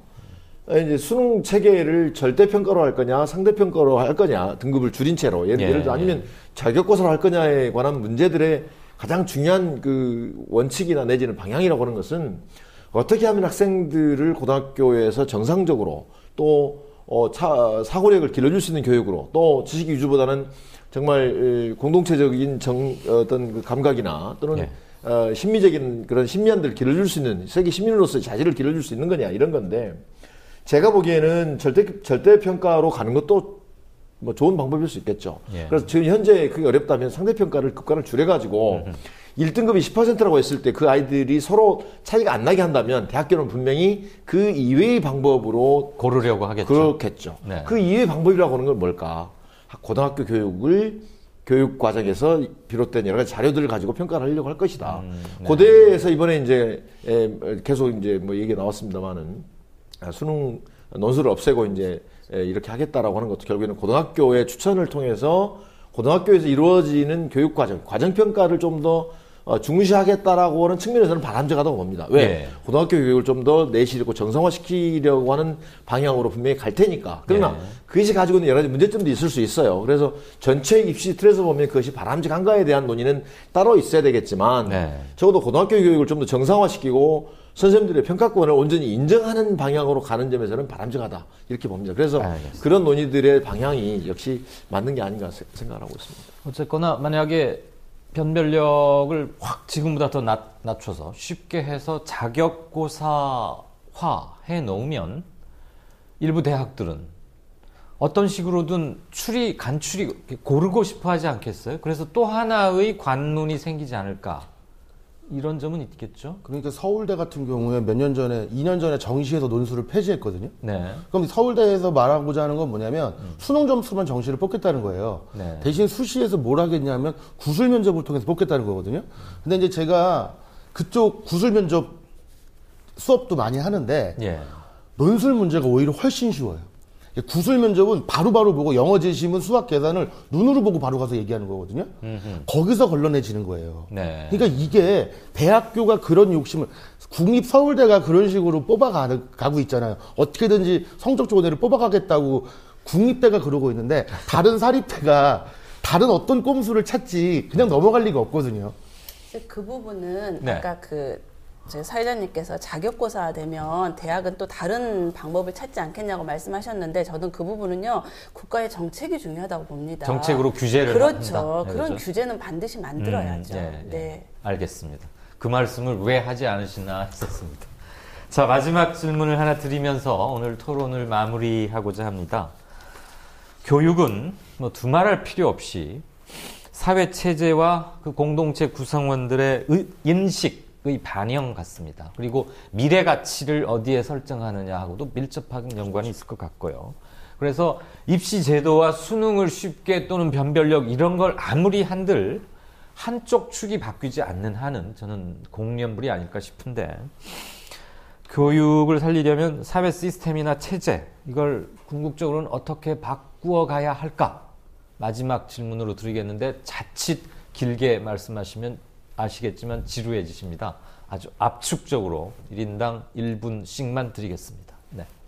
네, 여러 가지 논의들이 있었습니다만 가장 중요한 것은 역시 교육을 교육의 눈으로만 바라보자 이렇게 얘기를 하고 싶은데요. 무슨 얘기냐면 다른 예산을 드리지 않고도 정치를 하는 분들이 적어도 많은 사람들에게 혁신을 얘기하고 개혁을 얘기할 때는 가장 쉬운 영역이 교육이라고 합니다. 예.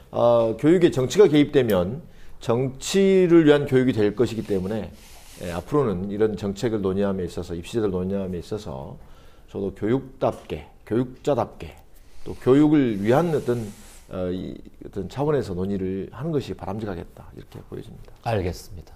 안부소장. 네, 전 세 가지를 짧게 말씀드리면요. 첫 번째는 사회 시스템이 직업의 차별의식이 없어져야 됩니다. 예. 그래서 사실은 어떤 기술직을 천시한다던가 이런 직업에 대한 차별의식이 없어져야 된다는 게 첫 번째고요. 두 번째는 좋은 일자리 확대입니다. 지금과 같이 정규직과 비정규직의 차후가 너무 차이가 있고 대기업, 공기업과 중소기업의 차이 나는 현실 속에서는 그 아이들을 가를 수밖에 없는 구조입니다. 그러니까 두 번째는 좋은 일자리 확대가 필요합니다. 마지막 세 번째는 이 채용 시장, 그러니까 채용할 때의 타당성을 올려야 됩니다. 그러니까 지금처럼 대학의 어떤 서열과 레벨에 해서 그 아이들을 평가하면요. 대학에 들어가는 그 서열이 결국은 채용 시장의 서열이 똑같이 돼버립니다. 네. 그 아이들은 그걸 견딜 수가 없기 때문에 계속 대입에 대한 경쟁은 심해지는 것입니다. 세 번째로 중요한 것은 뭐냐면 대학을 졸업하고 그 아이들이 그 일자리로 나아갈 때 그 아이들의 역량을 제대로 평가할 수 있는 대학의 서열이 아니라 그 아이의 능력을 평가해 줄 수 있는 채용 과정이 개선돼야 된다고 봅니다. 알겠습니다. 네. 나 위원장님. 저는 그 교육이라는 이름으로 우리 아이들을 어떻게 성장시킬 것인가 이 문제는 저는 사회의 모든 총체적 역량이 좀 결합됐으면 좋겠습니다. 그래서 좀 장기적인 관점에서 이렇게 계속해서 토론 과정이 여러 번 있었으면 좋겠고요. 그래서 그러니까 단순하게 단기간에 걸쳐서 뭔가를 이루어내려는 그런 노력보다는 장기적인 관점에서 사회적 교육위원회 뭐 이런 것들을 새로 꾸려봤으면 어떻겠나 싶습니다. 알겠습니다. 배 원장님 어떤 생각이십니까? 근데 뭐 사교육 시장에 있어서 제가 그렇게 생각하는 건 아니고 교육이 세상을 바꿀 수 있다. 아이들을 잘 키워서 세상을 변하게 한다.